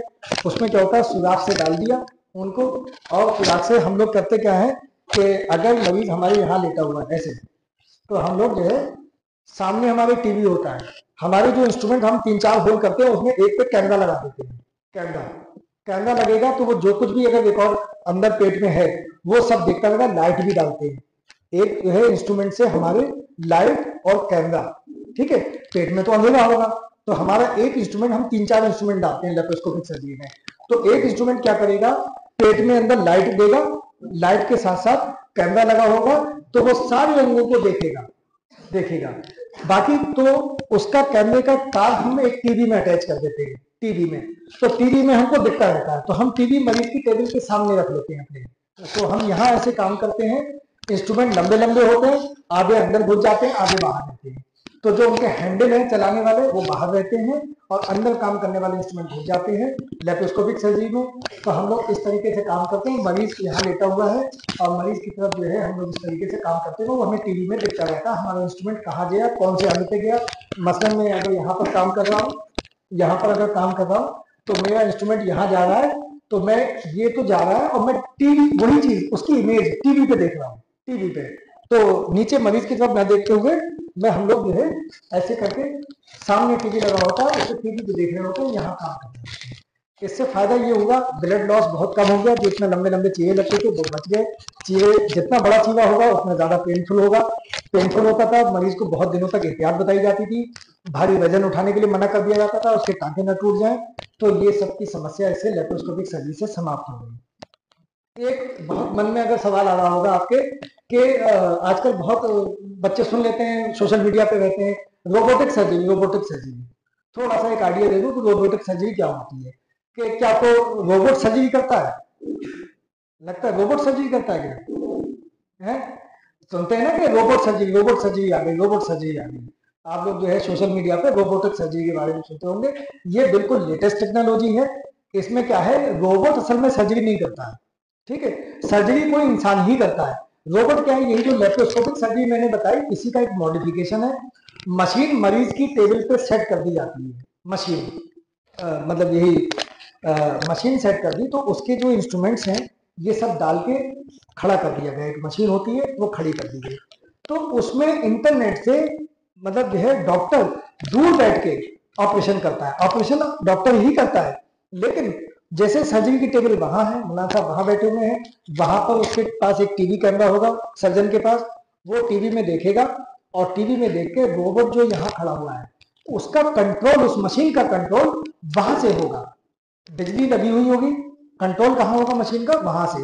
वो जितनी हरकत टीवी पे वहां देंगे उतनी हरकत जो है उसमें मशीन में होती रहेगी, और मशीन के वो जो आर्म्स लगी हुई है उसमें ये लगे हुए हैं, ये चलेंगे और सर्जरी करेंगे। अब ये तो हुई थोड़ी दूरी की बात, मशीन यहाँ है और सर्जन वहां इतनी दूर है सेम ओटी टेबल में। अब इसी का अगर इंटरनेट का इस्तेमाल करके इसका जो है पूरा कंट्रोल अगर दूर दे दिया जाए, यहाँ से दूसरे जहां मरीज हो रहा है और बरेली में दे दिया जाए, तो बरेली का भी सर्जन वहां बैठ के अगर इसकी ट्रेनिंग लेके आया हुआ है, वो ट्रेनिंग लेके हुआ बरेली में यहाँ का मरीज यहाँ होगा और ऑपरेशन बरेली का डॉक्टर कर देगा। ये कहलाती है रोबोटिक सर्जरी। एक्चुअली में सर्जरी रोबोट नहीं करता है, रोबोट तो एक मशीन है। तो इंसान में कई बार क्या होता है, कुछ चीजें हर अंग में कई बार बदलाव मिलता है। रोबोट को हम ट्रेन करेंगे, रोबोट को सब चीज बताएंगे। पहली बात तो सारे मरीज एक बराबर साइज के नहीं है, एक बराबर पतले नहीं है, एक बराबर मोटे नहीं है। रोबोट को समझ में नहीं आएगा, रोबोट कंफ्यूज हो जाएगा। तो रोबोट तो उसी हिसाब से सेट किया हुआ होगा, इतने सेंटीमीटर आगे बढ़ना है, इतने सेंटीमीटर मुड़ना है। वो पता लगा मरीज छोटा पड़ गया तो वो जो है वहां पहले मुड़ गया, ठीक है, और ज्यादा मरीज जो है घुस गया, ठीक है।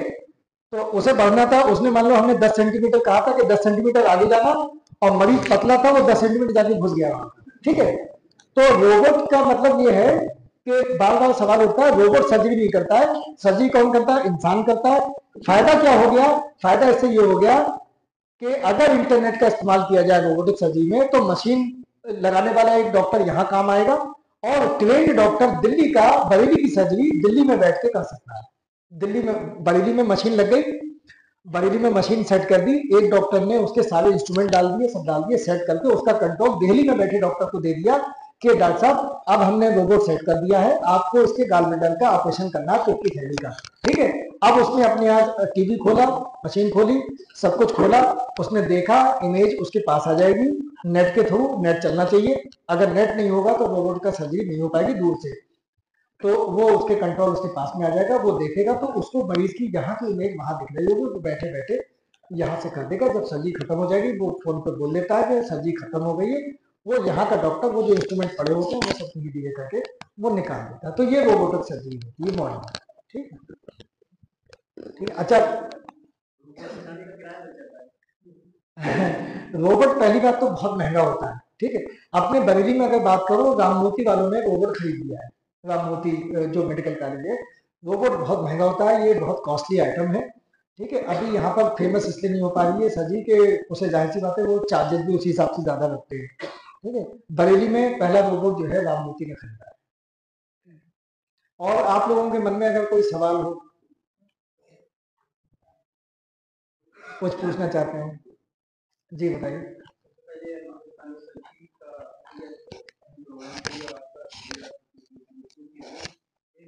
जो बीच में आई में आपने चावल के यानी दूध ले एक बार उसके बाद ना कर सकते हैं रिपीटेडली ना करें, बहुत ज्यादा ना करें, उसको कर सकते हैं।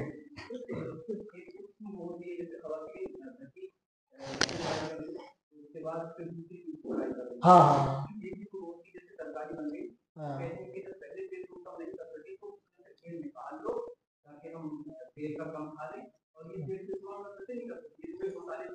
हाँ, इसको ना करें ना, इसको जो जो जो तरकारी बना हुआ तेल होता है इसको ना यूज करें।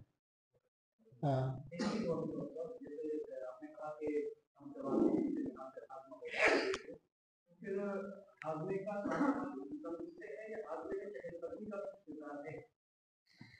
चहलकदमी का जो है तो किरदार ऐसे जो है ज्यादा नहीं है।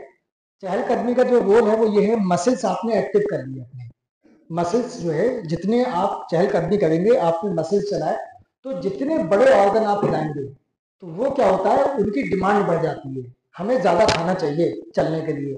तो जो खाना आपके पेट में होता है वहां से वो प्रोसेस तेज हो जाता है कि जल्दी जल्दी दो ताकत। ताकत कहाँ से आएगी? खाने से, जब खाना हजम होगा। तो यहाँ से सारे सिग्नल जाते हैं।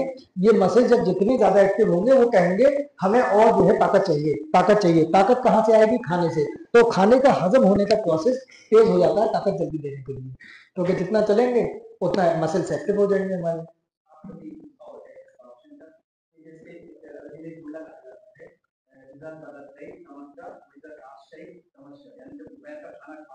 तो लेट जाओ और रात का खाना खाओ तो चलो, ये मतलब तकलीफ है, फर्क क्यों? दोपहर का खाना है सोने से खाओ और रात का खाना खाने से क्या मतलब? ये है कि इसका कोई बहुत ऑथेंटिक मेरे पास जवाब तो नहीं है कि मतलब जो है कैलूला के लिए कह रहे हैं कि कैलूला जो है करेंगे ना, कैलूला बोलते हैं दोपहर का खाना खा के जो है थोड़ा सा रेस्ट कर लें। ऐसा है कि मतलब खाना दो तरीके से होता है, या तो आप सो जाओ या फिर ना, जो साइंस मानती है, साइंस ये मानती है कि जितना आप एक्टिव रहेंगे खाना उतना ज्यादा तेज हजम होगा। जितना आप एक्टिव रहेंगे उतना खाना तेज हजम होगा। तो बॉडी को जैसे रात का खाने के लिए कहा जाता है कि कम से कम 2 घंटे पहले खाएं, मतलब सोने से। तो 2 घंटे आपके एक्टिव रहेंगे, आप कुछ ना कुछ बात करेंगे, बैठेंगे, पैर चलाएंगे, तो उतना ज्यादा। जितना जैसे आप सोएंगे तो प्रोसेस जो है डाइजेशन का स्लो हो जाता है। अब ये जो अरबी में कहा गया है ना, तो दोपहर का खाना खाने के बाद लेटने के लिए कहा गया है, या तो एनर्जी कंजर्व करने के लिए कहा गया है, एनर्जी को थोड़ा बचा के रखो ताकि शाम तक आप उस एनर्जी को यूज करने, मतलब बहुत फास्ट मत करिए। और रात को ये कहा गया है कि मतलब जो है टहल लीजिए, कि आप उसको जो है रात में तो आपको जरूरत है नहीं, मतलब उस एनर्जी को कंजर्व करके क्या करेंगे आप रात को। तो आपको रात में तो जब सो जाना है तो जितना आप सो जाते हैं, आपका ब्रेन बहुत कम काम करता है, तो बहुत कम एनर्जी यूज करता है। दिन में जितना आप दिमाग में कुछ ना कुछ सोचेंगे, ये करेंगे वो करेंगे, पढ़ेंगे लिखेंगे, कुछ भी करेंगे, तो दिमाग उतना ज्यादा एक्टिव होगा। मैंने बताया जो जितना ऑर्गन साइज से नहीं फर्क पड़ता है, इसके किसी भी ऑर्गन के काम करने से फर्क पड़ता है। जितना ज्यादा काम करेगा उतना ज्यादा एनर्जी उसको चाहिए। ब्रेन सबसे ज्यादा काम करता है, सबसे ज्यादा एनर्जी चाहिए। हार्ट को एनर्जी चाहिए खूब अच्छी, और किडनी को। ये 3 ऑर्गन है जिनको बहुत एनर्जी चाहिए, ये बहुत काम करते हैं। और चौथा लंग्स भी ले सकते हैं, क्योंकि उसको कंटिन्यूअस मतलब धड़कना है, लंग को फैलना और सिकुड़ना। तो जो ऑर्गन साइज से नहीं मैटर, जितना ज्यादा काम करेगा उतना। ये मसल्स वगैरह हमारे जो है जब हम बैठ जाते हैं या लेट जाते हैं तो ये बिल्कुल निष्क्रिय हो गए, एक पोजीशन में हम खड़े हो गए, तो अब ये मसल्स जो है एनर्जी हमारी यूज नहीं कर रहे, लेकिन मेरा ब्रेन अभी भी एनर्जी यूज कर रहा है, क्योंकि मुझे आपके जवाब देना है, बात करना है, तो ब्रेन मेरा एनर्जी यूज कर रहा है। किडनी को पेशाब बनाते रहना, उसको हुक्म है कि वो जो है नहीं रुकेगी। दिल को धड़कना है, वो नहीं रुकेगा, लेकिन मसल रुक सकता है। मसल मास मास जो है हम रोक दिया तो रुक गया, इसने एनर्जी अपनी कंजम्पशन कम कर दिया, एनर्जी को कम यूज करेगा। तो दोपहर की एनर्जी के लिए शायद तो इसलिए कहा जाएगा, अल्लाह के नबी ने कहा होगा, जो मतलब जो है वैसे तो मसले हमें जब पता नहीं तो हम कमेंट नहीं कर सकते उन्होंने किस क्या सोच के कहा है। जो साइंस में बात समझ में आती है वो ये समझ में आती है कि एनर्जी आप कंजर्व कर लीजिए, घंटा 2 घंटा रेस्ट कर लेंगे तो कंजर्व हो जाएगी एनर्जी, आपको शाम तक के लिए आपके इस्तेमाल हो जाएगी।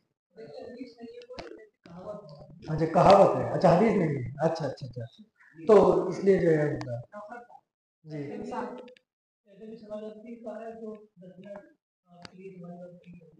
हाँ जी जी, सवाल नहीं जिज्ञासा है जी। चर्बी का क्या किरदार है? चर्बी चर्बी स्टोरेज है, एनर्जी को स्टोर रखती है, मतलब जो है। और शॉक एब्जॉर्बर है, शॉक एब्जॉर्बर। मसलन जैसे गद्दा, ये गुर्दा जो मैंने बनाया था, जैसे ये गुर्दा है, तो गुर्दे के चारों तरफ बहुत एक मोटी लेयर आप जो है बकरा जो है करता है, आप देखे होंगे गुर्दा जो है चर्बी में लिपटा हुआ होता है, देखा बकरे में है। ये ये ये मोटी चर्बी लगी होती है, इसके बाद एक लेयर होती है पतली सी, ठीक। तो ये क्या है?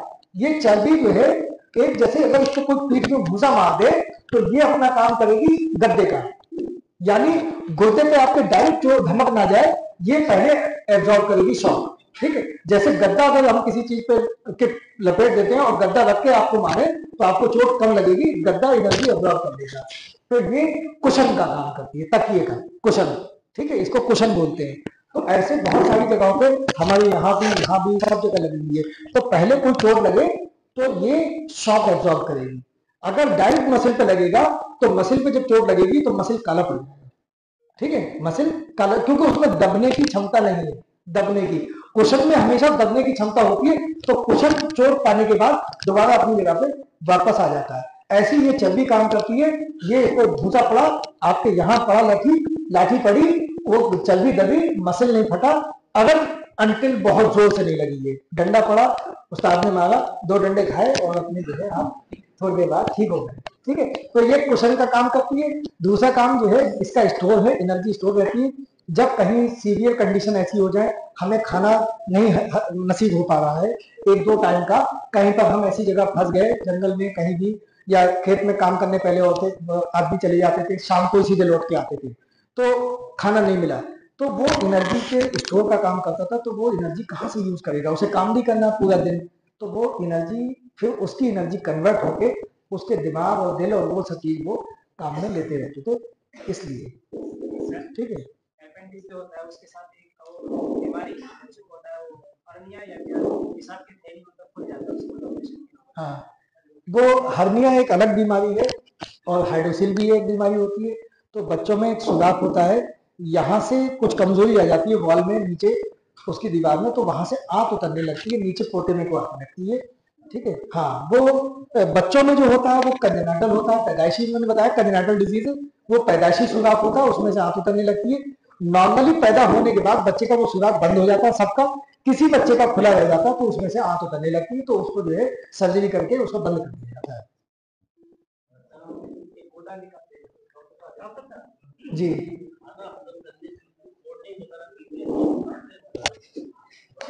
बिल्कुल जो है इसमें ये कार्बोनेटेड ड्रिंक्स है, कुछ ऐसी चीजें मिलाई गई हैं जो खाना हजम करने में मुफीद भी है, और जो है लेकिन किसी की भी चीज की ज्यादती तो बुरी होती है, एक लिमिट में कोई मिकदार बनाई गई, आपको बहुत ज्यादा पी ली।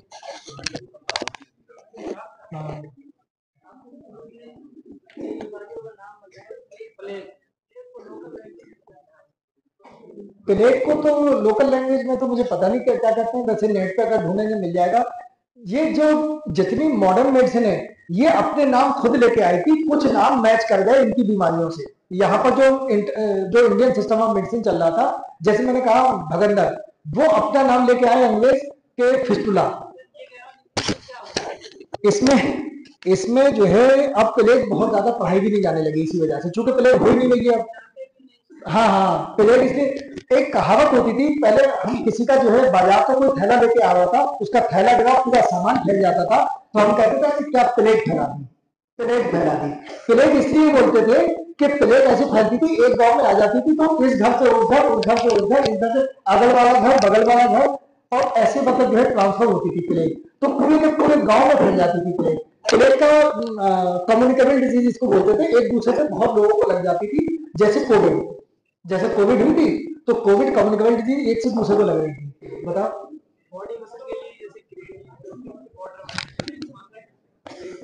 ये पाउडर वगैरह जो है बहुत कंफ्यूजिंग चीजें हैं, इनको जो है ना ही यूज करो, क्योंकि नेचुरल जो बॉडी बनती है खाने से और आपकी नॉर्मल एक्सरसाइज से, ये बहुत बेहतर है। पहले भी जमाने में लोग खेतों में काम करते थे, वो उनकी एक्सरसाइज हो जाती थी। आजकल अगर नहीं एक्सरसाइज हो पा रही है तो एक ऑप्शन आपका शाम में आप खेल सकते हो, खेल के जो है एक्सरसाइज हो जाती है, या कोई खेल नहीं पाता है, कोई गेम का इंटरेस्ट नहीं है, तो वैसे एक्सरसाइज कर ले। और अगर ये प्रोटीन पाउडर वगैरह, इसमें कई बार कुछ केमिकल्स ऐसे डाल देते हैं ये लोग जो बॉडी के लिए हार्मफुल होते हैं, उस वक्त नहीं लगते हैं, लेकिन 2-4 साल बाद उनका असर आता है, बाद में जो है बॉडी को काफी नुकसान हो जाता है। तो इसलिए ये इस तरह के जो सप्लीमेंट आते हैं मार्केट में कि ये वाला पाउडर ले लीजिए, वो वाला पाउडर ले लीजिए, नेट पे आ रहा है ये वाला पाउडर ले लीजिए, बॉडी में 2 महीने में बन जाएगी, इनके जो है बहकावों में ना आए, बॉडी आप अपनी नेचुरल बनाए, मतलब जो है नेचुरल जो ताकत है उसकी अलग ही बात है।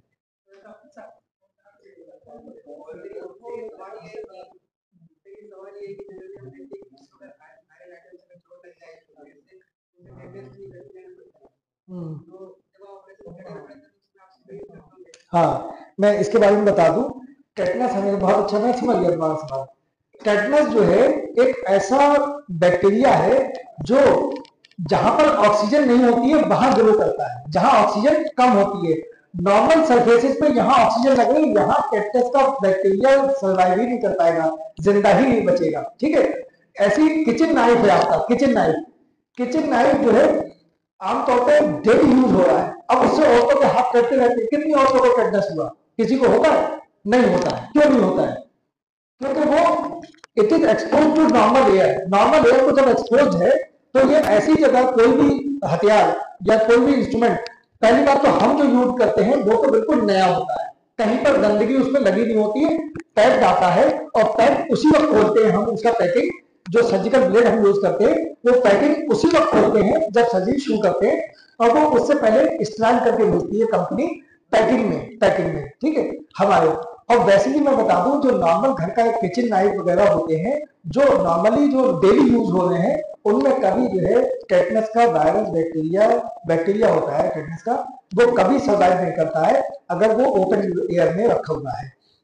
बैक्टीरिया इसका जो है कीचड़, और जो पुराने जो घोड़े वगैरह पड़ते थे, घोड़े होते थे गंदी जगह में, पुरानी कोई नेल पड़ी हुई है, कोई शीशा पड़ा हुआ पुराना, वो भी दबा हुआ पड़ा है, अब आप जो है वहां पर पहुंच गए, नंगे पैर कोई पहुंच जाता था, उसके शीशा लग गया, उसके शीशा लगा, शीशा भी ऐसा लगा कि जख्म, मान लीजिए कि उसका बॉडी पार्ट है, अगर उसके जख्म फटा हुआ लगा, उथला जख्म लगा, तो उसके टेटनस सर्वाइव नहीं कर पाएगा, क्योंकि टेटनस जो है इसको नॉर्मल एयर मिलती रहेगी इस जख्म को,